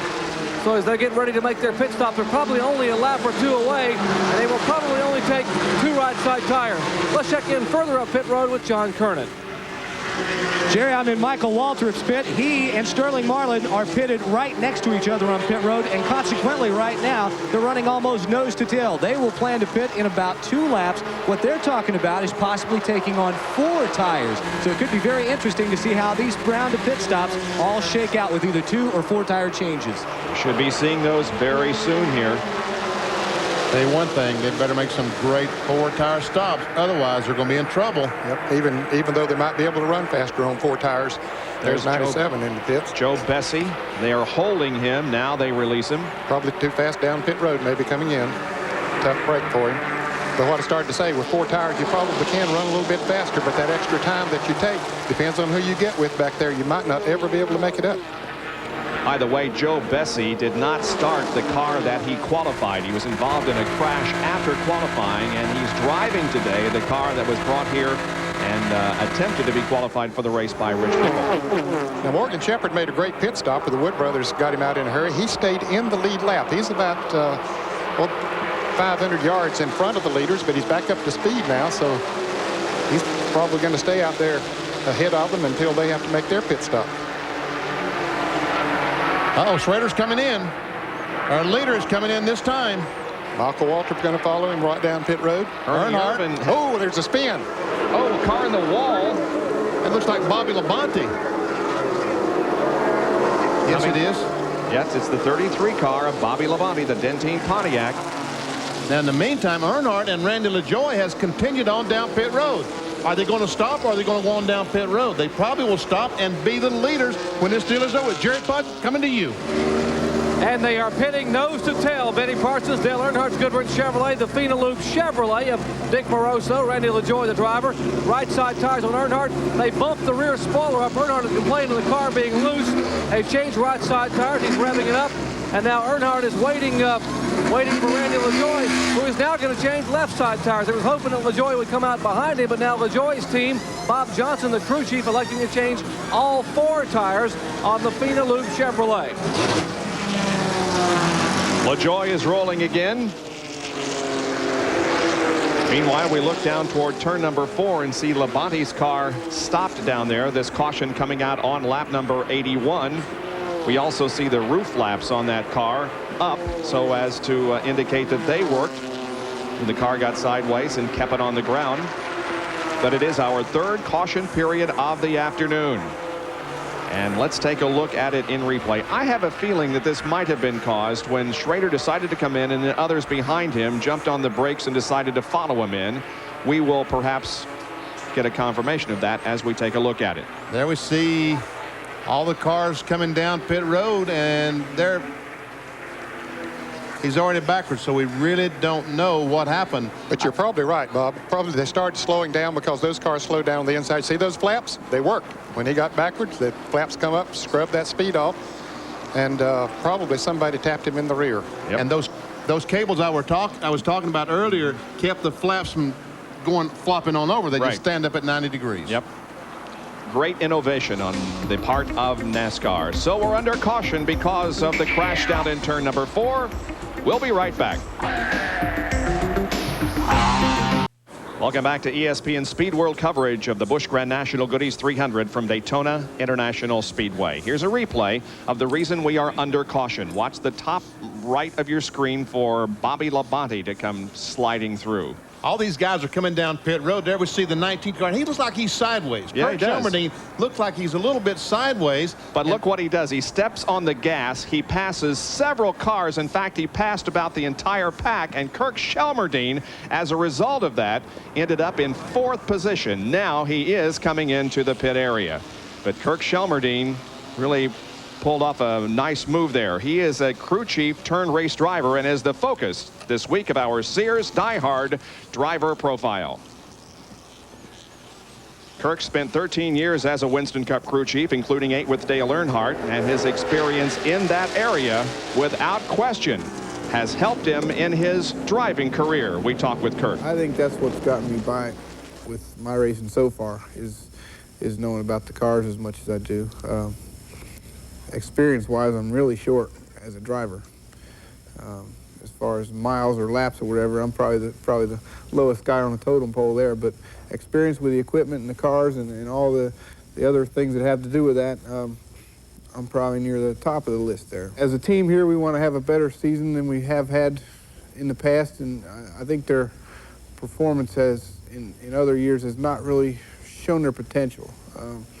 And if we can come out of '94 looking back and say, well, this has been a better year than previous years was, and have 3 or 4 things to look on as accomplishments, that's really all we're asking. Kirk Shelmerdine, and he is going to have a good restart position here when we go back to racing in hopefully just a few more laps. We are under caution because of an accident down in turn number 4 involving Bobby Labonte. He's okay, and we should be back to racing momentarily at Daytona International Speedway. Back at Daytona International Speedway for Speed World, and we will have a Speed Week live from here tomorrow at 5:30 in the afternoon, and we'll be able at that time hopefully to summarize the Daytona 500 and to talk with the winner of that event. Here we go back to Green Flag Racing. Randy LaJoie is the leader of this race with Mark Martin running in 2nd position. Couple of updates. Kirk Shelmerdine went into the pits 4th, came out 11th, and Michael Waltrip is the last car on the lead lap, 17th. And Bob, the fans saw Dale Earnhardt in the pits at the same time Randy LaJoie was. He came out. They only changed right side tires. Well, he came back in once they opened pit road and changed left side tires, so that had put him back in the pack in 9th place on the restart. Doesn't look like he's going to stay there long, though. He's trying to get down on the inside. We go with 3 wide again into turn 3. And Schrader and Labonte on the bottom along with Dale Earnhardt. Sterling Marlin in the 4 car, the yellow 4 car. Kodak Fun Saver. Morgan Shepherd just went by us on the outside. Up against the wall. 17 cars in the lead lap, and they're all in the lead draft. There is Waltrip. John Kernan, what was the situation with his recent pit stop? Bob, Mike got just a little bit too anxious. They didn't quite have all the lug nuts on the left rear tire. He pulled away when he saw Sterling start to pull away. He had to come back down. They checked it out. The studs are okay. The tires are okay. They tightened it up. They've sent him back out. But more importantly, they were able to make the adjustments on the car that they wanted. They bumped the spoiler up, and they also added a half a round of wedge. They say the car should be just about perfect right now. I'm telling you, it is moving forward, isn't it? Man, oh man, is it fast. And they are 3 abreast right in front of him. The 2 Dales. Ooh, Dale Earnhardt got up awfully close to. Who's that on the outside of him coming out through? That was the car number 23 of Chad Little. And they're still 3 abreast. Now Michael Waltrip is down on the inside. And look behind them. They're 4 wide. Now, fellas, this is when things happen, when you get like this. Meanwhile, this is a race for about 3rd or 4th or something like that, because the 60 and the 20 are checking out on them. Up the 20 car. Where'd he go? He's in the pits, Benny. He's pulling behind the wall. He's pulling behind the wall. Where have you been? Randy LaJoie was leading the race, and there he is. Was watching that big battle. And Jerry, what's going on? Bob, last time by, the car number 20 apparently had a bit of a miss and a sputter, and it came around, and the thing just let go. A tough break for Dick Moroso and the Bob Rinaldi engine at Penelope Chevrolet. Randy LaJoie only ran a few events last year with this team. He had 2 second-place finishes at Darlington on ESPN, and of course, at Talladega to Dale Earnhardt. Hoping to maybe correct that today, but it's gone to the garage area, and the afternoon is over. How about that? Here is a replay of what happened. There he just pulled out of line at the end of the backstretch. And the caution flag is out. Is this rain? I think it's rain, yeah. Okay. There's a little bit of shower, and it looks like it's confined over to the 2nd turn area. But it is raining, and John Kernan is with Randy LaJoie. Man, I tell you what, Randy, you just pulled behind the wall. You were up front. What exactly happened? I tell you what, we struggled all day long. Got to the back, got back to the front, got to the back, come back to the front. This Fino Lube Moroso car was just running well. Got the lead, and I thought we were good for the rest of the race. Something happened to the motor. Very seldom happens to this Moroso engines, but something did happen to it. Well, the way you ran today, you got to feel pretty good about the ride you are going to have for this team. I tell you what, you know, I like to thank all our associate sponsors. We got Kool-Aid, we got Northern Crystal Water, Bluebird Fruit Juices, Bowling Honda Meat Snacks. I tell you what, without them, this program couldn't be possible. And Fina and Moroso, I tell you, we're going to be strong all year. That's Randy LaJoy. That's probably a promise. Remembers that great race he gave us last year at Darlington. He certainly should be one of the top Busch cars out there this year whenever he's running. He got a beverage for every meal, didn't he? He was the 85 Busch North the champion, and he was originally from Norwalk, Connecticut, and is now making his home down in the southeast in Kannapolis, North Carolina. Okay, I don't see any rain on the camera right now. Well, there are a few drops. The problem is over in turn number 2. Oh, this is the shot from the blimp, and you can see that they're raining up there. Yeah. Definitely raining up there. That's another reason I don't want to ride in the blimp. See, it's dry here and it's raining up. Now you can see as he goes onto the backstretch, he's encountering rain. No, he's going into turn 1 there. Oh, okay. All right. Yeah, right. One of those passing showers. We've had these come up the past week, yeah, and interrupt things for a while, but they never last very long, and the track dries quickly. We'll show you a field summary, and you can have some time here to ascertain how your particular driver is doing in this event. Bill Elliott was up front at one time. He's now back to 10th position. By the way, we would like to say hi to Casey Elliott, who just celebrated his 20th birthday on the 13th of this month, last Sunday. As many of you know, Casey's in a battle with cancer, and he had surgery recently, and we understand that everything went very well. And Casey, we hope to see you back at the racetrack very, very soon. And a hello to Robert G., former Busch Grand National owner, who is in the Raleigh Rehabilitation Hospital after suffering a stroke. Robert, our best wishes are with you. Now look at that blue sky. Let's go race down where that blue sky is. Out over the ocean, which is that direction. It's all clear. See, now it stopped raining. Going in the third corner, it stopped raining. Amazing how it can rain in half this racetrack and not at the other half. All right, we are under a caution because of rain here at Daytona. You're watching coverage of the Goody's 300 Busch Grand National Race. Bob Jenkins, Benny Parsons. Kyle Petty, John Kernan, and Jerry Punch back with you at Daytona, where earlier today, round number 1 of the Mayflower Truck Drivers Challenge Series was held. It's just an outer boundary. You can't go farther. Okay? They're getting the rules. Yeah, the briefing to the drivers, as we normally see. Now these trucks are taking off. They're timing them. They have to, there's an observer, watch them as they go through pylons. They have to stop and back up. And can you imagine backing up about a 60-foot tractor and trailer? Well, he couldn't imagine it, so.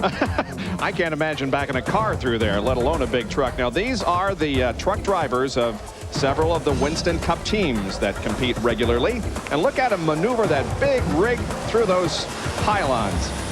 Watch as they're turning that steering wheel. This is the first of 4 challenges we will have this year. The next will be at Atlanta, then Michigan, and then Darlington. Now, each individual winner wins $1,000, and the guy who wins the overall championship will take home $15,000, plus will be given a trip to New York City, the banquet. As Richard Bostic, the truck driver on the 40 car, driven by Bobby Hamilton, that's an in-car cab camera, whatever. A year ago, and there was a winner. Ricky Simmons won here a year ago, but it was grumpy again, Benny. Mike Culberson, who was the champion in 1993, won the first round and $1,500. So there'll be a party in Daytona tonight. And congratulations to all who participated. We'll look for you at round number 2 in Atlanta. There's an overhead shot of the Speedway. You notice Lake Lloyd there on your right. That was created by the creation of the banks here in a very leisurely boat that is out on Lake Lloyd this afternoon. That place wasn't so leisurely yesterday during the Goody's Dash race. That's David Hutto spinning to the inside. But now watch to the far left. David Stacy's car slides all the way to the dirt embankment separating the infield from Lake Lloyd, and Stacy goes plop into Lake Lloyd. That has not happened since Bay Darnell did it in 1964, and only the third driver in history to do it. It landed wheels down. You can see the safety worker there making sure he doesn't get his feet wet. But when Dave Stacy climbed out of the car, hey, he doesn't care about getting his feet wet. Just get me out of here. We're glad to report that Dave was not injured whatsoever. He was checked over at the Infield Medical Center and released. But what a ride for David, huh? Ned, is it true that Tom Pistone used to wear a life vest when he drove here at Daytona on this racetrack? Seems like he did. I don't, was Tommy Irwin the other driver that had gone in there? I think he was the first, 1960, yeah, and then Bay Darnell in 64. And we also might tell you that Mike Garvey, who crashed here earlier today, we've checked on him, and he is okay, and in fact is already on his way home. So we're getting set after this brief shower to resume our racing here in the Goodies 300. We'll be back for that in a moment. Back at Daytona with some special thoughts a minute ago for Robert G. and Casey Elliott, but how about some special memories here in the Dale Earnhardt pit? That is Neil Bonnet on Dale Earnhardt's tool cart here in the pits, always smiling, Neil Bonnet. You see the picture down low and the picture back up in the last race car he drove.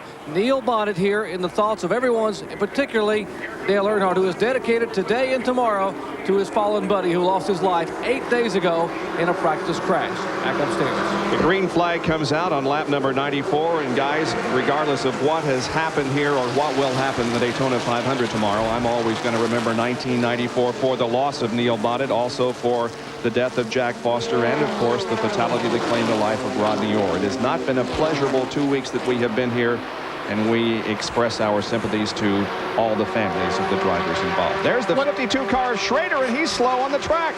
Schrader looks like he's lost a cylinder, an engine, something. He just did not get up speed. Meanwhile, here comes Michael Waltrip way down on the inside. Running on the inside of Dale Jarrett. Here comes Earnhardt. Schrader was running in second place on the restart, but his car just simply didn't go. And look at Michael Waltrip come through this pack. What happened to Randy LaJoie, who was running up toward the front, and his car stopped on a restart, and the same thing with Kenny Schrader. Mark Martin is your leader. Marlin is second, Labonte third, and then a scramble. And it looks like Michael Waltrip is leading that scramble right now. He is.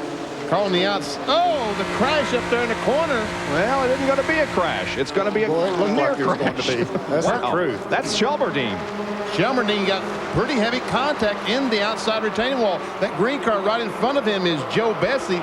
They made some contact going in the corner, and Shelberdine brushes the wall and looks like he's going to have to come to pit road and at least check it over. Well, we've seen another example of his tremendous driving ability. Not only is he fast and able to be up front, but look what happens when he gets into the fence at Daytona. Well, look at him go up and just smack the wall. But maintain control. Great job, Kirk. No kidding. He was 2 laps down by the 97 car, I should say, of Joe Bessie was 2 laps down. That's the car that was just ahead of Kirk. Yeah, Kirk was running up in the top 10. Yeah, in the lead. In the leaders. The car in the very back is again Rodney Combs, Richard Petty's Busch Grand National entry this year. There goes Earnhardt by Terry Labonte. Here comes Bill Elliott. Elliott is back in the thick of things. Meanwhile, here comes Sterling Marlin trying to take the lead. Michael Waltrip is going to follow him, help him out. And Marlin goes by Mark Martin. Earnhardt going to try to follow through on the inside. Mark with nobody to help him up there now. No drafting partner. He's going to fall from the lead back to who knows, whenever he can get in line again. Yeah, who knows where he's going to end up. Ooh, somebody going by Earnhardt on the inside. That was the Ernie Irving car, the 28 Mac Tools car. And Waltrip drops to the inside, making it 3 wide down something through the wrong with I was going to say, I hesitated, but yep, there is something wrong with this car. Man, oh man, he and Schrader both. What happened, Jerry? What happened to Kenny Schrader, Jerry?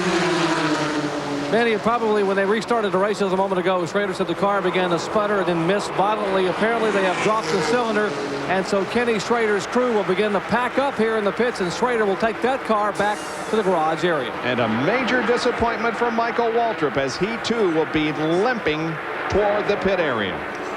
Does he have a problem maybe with the spoiler on his car?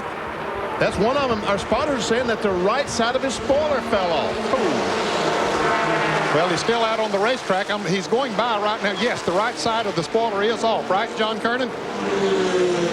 That's exactly right. At first, Michael felt it when it came off. He thought he had a tire that had gone flat. But then the spotter saw that the right side of the spoiler had come off of the race car.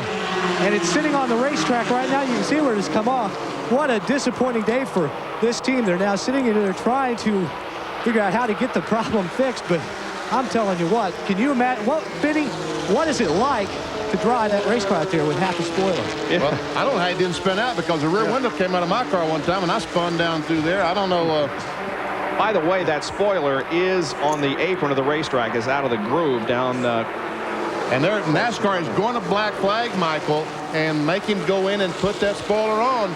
There, the black flag is being displayed as Michael goes by. Oh, what a tough break. He had an awfully good race car. But up front, the battle continues, and it is a great battle. Sterling Marlin leading. We'll be right back.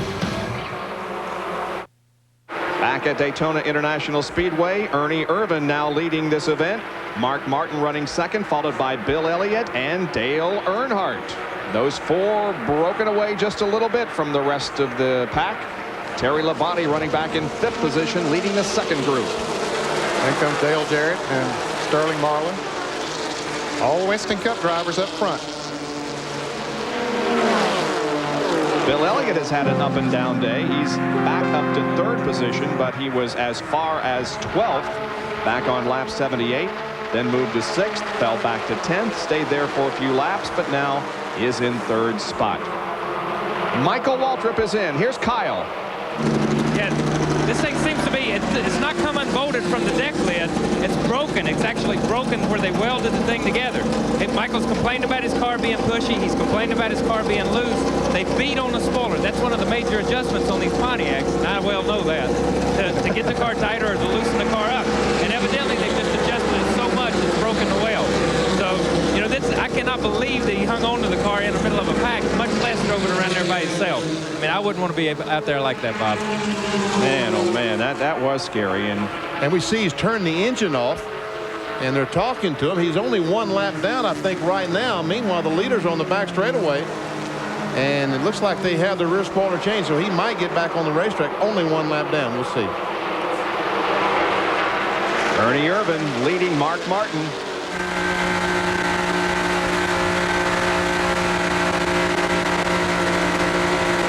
Here comes a field summary for you.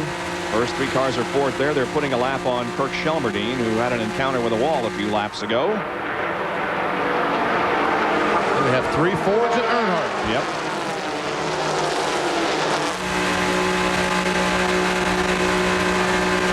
This is from inside Mark Martin's car.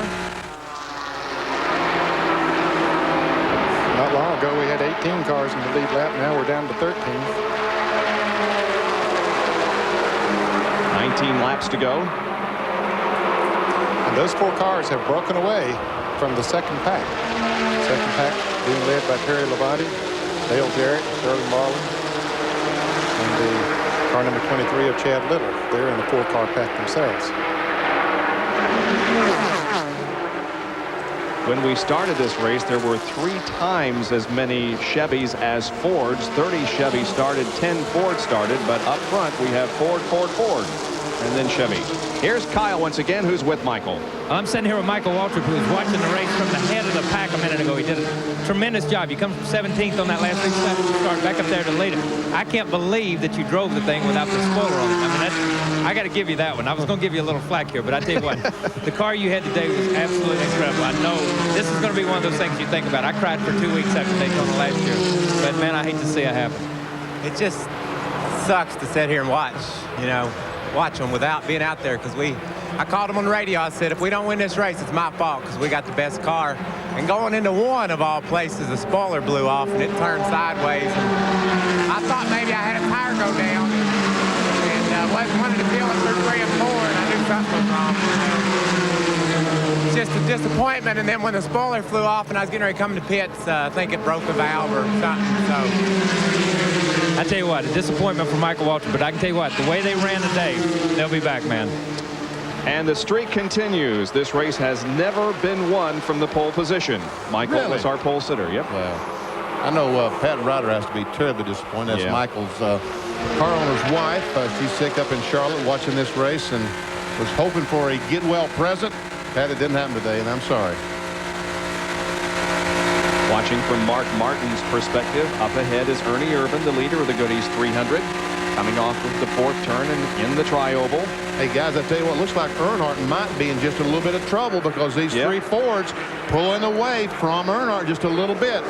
And we have 3 groups of cars running together. There's pack number 2 being led by Labonte, and then back to the 3rd group of cars, and I believe that's Morgan Shepherd, isn't it? It certainly is. He and Kenny Wallace leading that pack. And there's Kurt Shelmerdine. He's been in the pits, checked his car out. And also Hermie Sadler in the 25 car. Virginia is for Lover's sponsored car. Hermie is 14th. He's being shown as 1 lap down.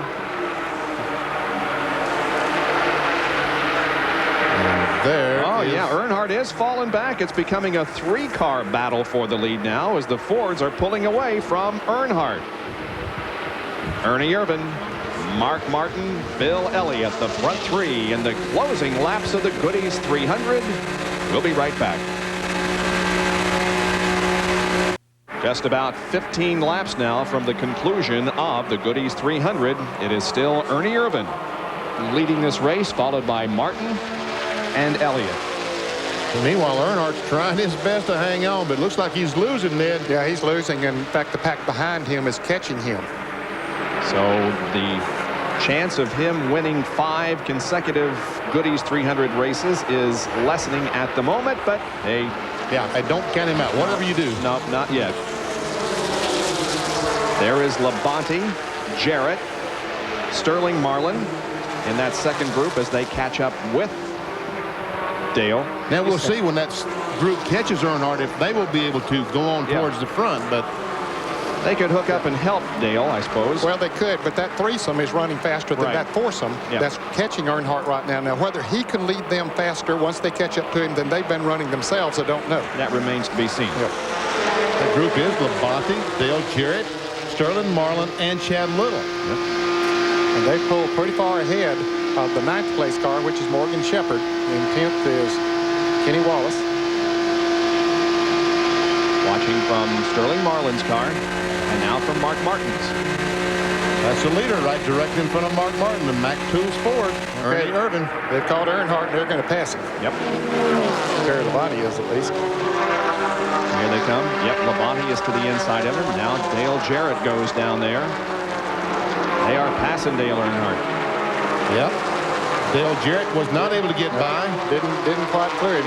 See which way Sterling Marlin's going to go. As he's going to follow Jarrett, it looks like, to try to push him on by, because they knew they called Earnhardt, so they figure they're faster than he is. And meanwhile, Chad Little in the Bayer car pulls up and gets behind Earnhardt, gives him a little shot. So they're side by side. Now that just allows that other group up front to pull farther away. You can bet that Dale Earnhardt at the moment is thinking about how he can win this race. On the other hand, he's thinking, well, maybe if I don't win this race, it'll be a good omen, because he has won this race the last 4 years and has failed to win the Daytona 500. So maybe he'll have better luck in the Daytona 500 tomorrow. Here's Chad Little, started 38th, was as high as 2nd on lap number 84. He's currently in 8th position, has not led a lap so far. And while he and Jarrett run side by side, Earnhardt and Terry Labonte are pulling away from them. Yeah, they're checking out. They really need to get in line, and Sterling Marlin comes up and helps Dale Jarrett, so maybe those 2 guys, those 3 cars can get hooked up and now go to the front. But now Chad and the 4 cars side by side. And that's not good. Oh, Mark Martin blues up. Blues up, yep, he sure did. Oh, man. Blues up.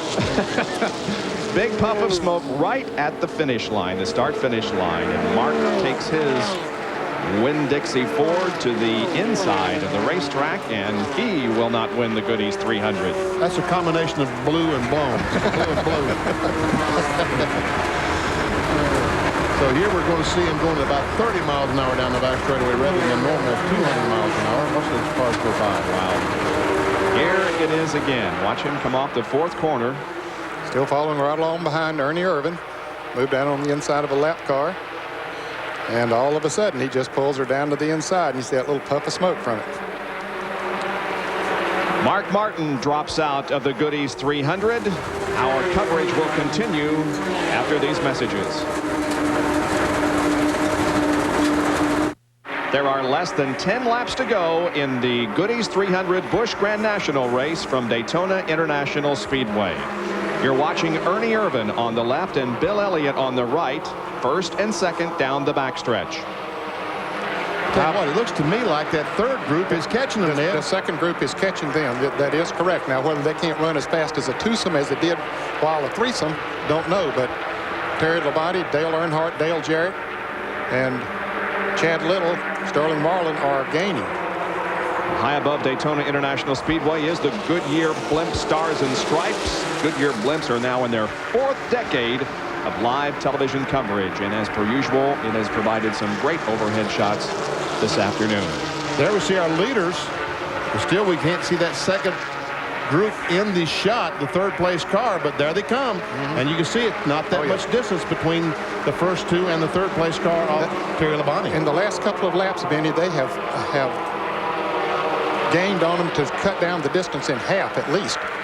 And in fact, they're moving in at a quick pace right now. Another lap, they'll be up there with them. Yes, they will. Wow, look how close, how fast they're catching up. That's interesting that the 3 cars could run so fast together, but when there was only 2, they just can't run that fast. Now then, what do these guys do? That's what's going through their mind right now. What do I do to win the race? All those cars right there, from Chad Little forward, they're all trying to figure out what they got to do to win the race. And I don't think they're going to think about Chevrolets or Fords or whatever. It's going to be very selfish. They'll be very selfish, yeah. That's right. No doubt. And they caught him, Ned. Sure have. Labonte is now right up on the back bumper. Well, Kyle, what do you think's going to happen here? I was just standing here thinking the same thing, man. When you get caught in that position, you know, you make your own move. I tell you what, you get there, nobody's got any friends, you make your own move. I've been beat by not making a move, and I've been beat by making a move, and I felt a whole lot better getting beat by making a move and at least trying. Yep. At least you try. Well, 6 of them are right together. Kyle, they look pretty even, don't they?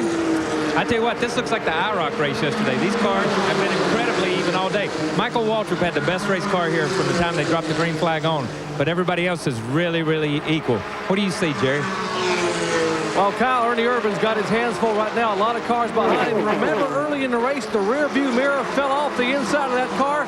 On their previous pit stop, the crew took enough time to tie wrap the mirror back in the car, and Ernie right now has a mirror full of cars right behind him. It's a good thing you put one on, huh?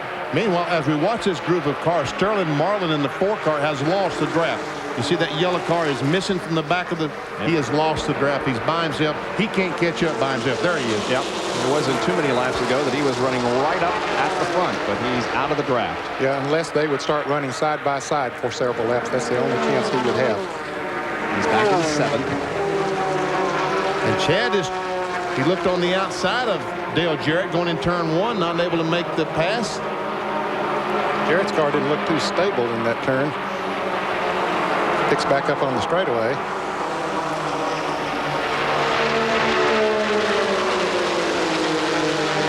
None of these drivers has ever won a Busch Grand National Goodies 300. What do you mean? Except Earnhardt. Except Earnhardt. Well, Earnhardt.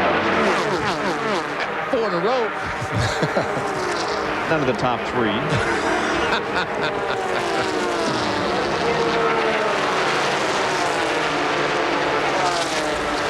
They're all trying to figure out exactly what they can do. And they're probably all trying to figure out how they can beat Earnhardt. Well, they know he'll be a factor. Oh, Bill Elliott is. What's he trying to do? Get a run on Ernie or what? I don't know. Ernie got an awfully good run off of that turn. Now, is something happening to his car? I think so. Something is happening to Bill Elliott. Elliott's off the pace and a big puff of smoke from the number 11 Budweiser Ford, and Elliott drops out. Well, here goes Terry Labonte on the high side. He got Earnhardt up there with him. They're trying to move around that lone Ford there now. They got that. The Fords were the class for a while, but then they dropped by the wayside one by one. And Ernie Irvan's got his hands full with Chevrolets. Now Terry Labonte has assumed command of this race with less than 4 laps to go. Of course, Chad Little running the Ford, so Ernie has a little bit of Ford company there, but they're running side by side. That's going to kill them if they aren't careful. Yep. And everyone asked why that NASCAR in 1995 are going to put V8s in the Busch Grand National cars for that very reason. The 6 cylinders have just not proven to be 500-mile competitive engines. And then some of them have been 300 miles here today. Yeah. And Ernie has fallen all the way to the back of this pack. Can he catch up? Is his car good enough to catch up? I don't know. I don't know. It doesn't look like it right now. 117 laps are completed. It's Labonte, Earnhardt, then Jarrett, and Little. Less than 3 to go. Earnhardt's going for 2 in a row. He won the IROC race yesterday afternoon. That's right. Ernie looks like he might be in a little trouble. Looks like we got 4 cars that are going to go for the win. First time Terry Labonte has ever led the Goodies 300. We've had several first in that category here today.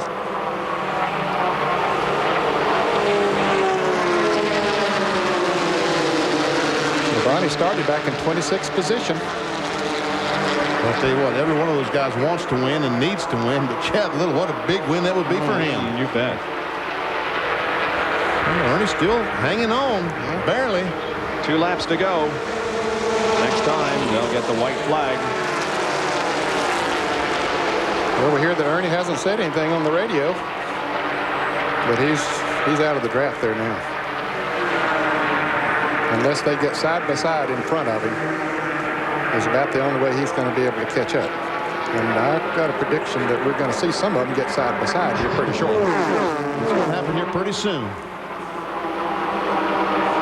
Earnhardt trying to figure out low, high, which way does he go? I think he's going to need for Dale Jarrett to go with him, whichever way it goes. A lot of passing going on, though, behind these guys. That's Hermie Sadler down to the inside of the 99 car of Robert Presley. All right, now back to the leader. Meanwhile, here we come. White flag. 1 lap to go. Labonte takes it. Can Earnhardt win his 5th consecutive Goodies 300? He's in 2nd place at the moment behind Terry Labonte as they head into turn number 1 for the final time. Now Dale Jarrett taking a look to the outside of Dale. Now Earnhardt backs up a little bit to try to get a run, looks like. Here they come. If Earnhardt is going to make his move, he'll have to do it soon. He goes to the inside. Now he looks to the outside. He cannot make a move as Labonte will not let the groove open up. Now Earnhardt goes to the inside of Terry, and he's going to pass him. Man, oh man, oh man. And Terry might wind up 4th in this race. Jarrett goes to 2nd. Here comes Chad Little side by side with Labonte now, and Dale Earnhardt is going to do it.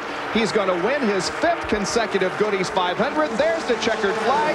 Chad Little does get 3rd position by a bumper over Terry Labonte. Earnhardt has won it again. That's unbelievable. Here's a battle coming down to the line as Morgan Shepherd leading Wallace, Presley, and Sadler. Kenny Wallace, that is.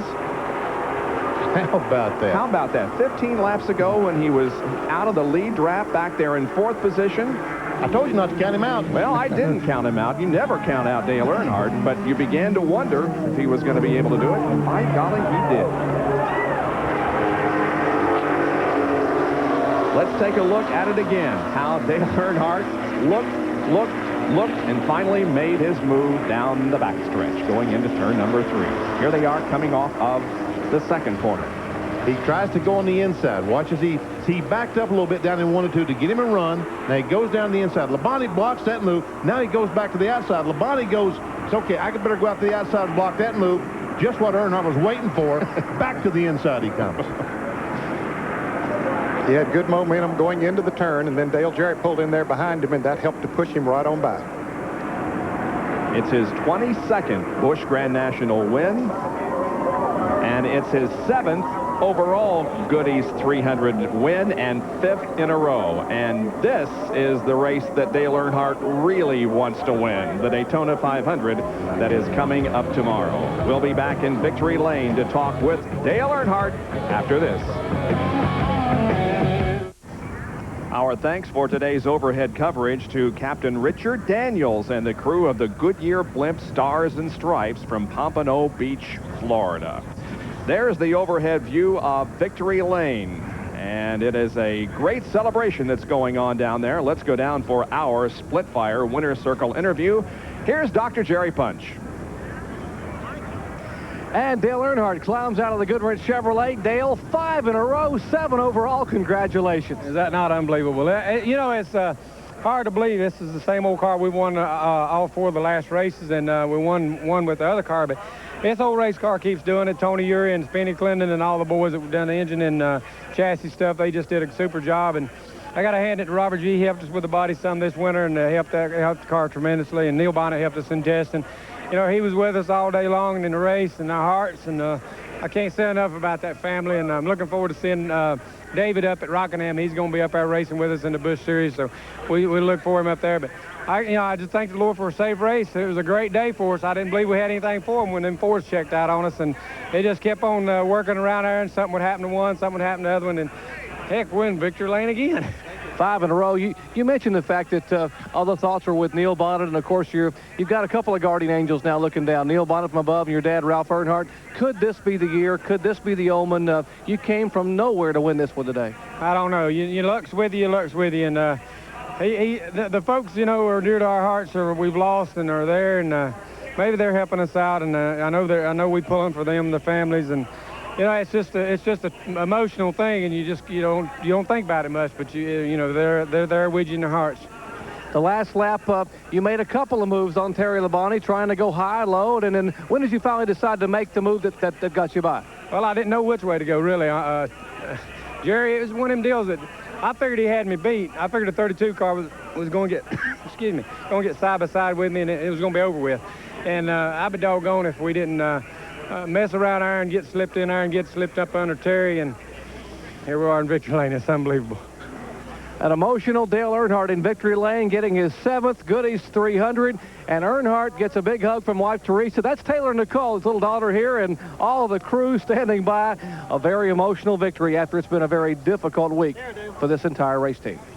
Dale Earnhardt in Victory Lane once again, and that sign there says it all. Neil Bonnet, 51, Alan Kowicki, 7, Davey Allison, 28, and Rodney Orr, 37.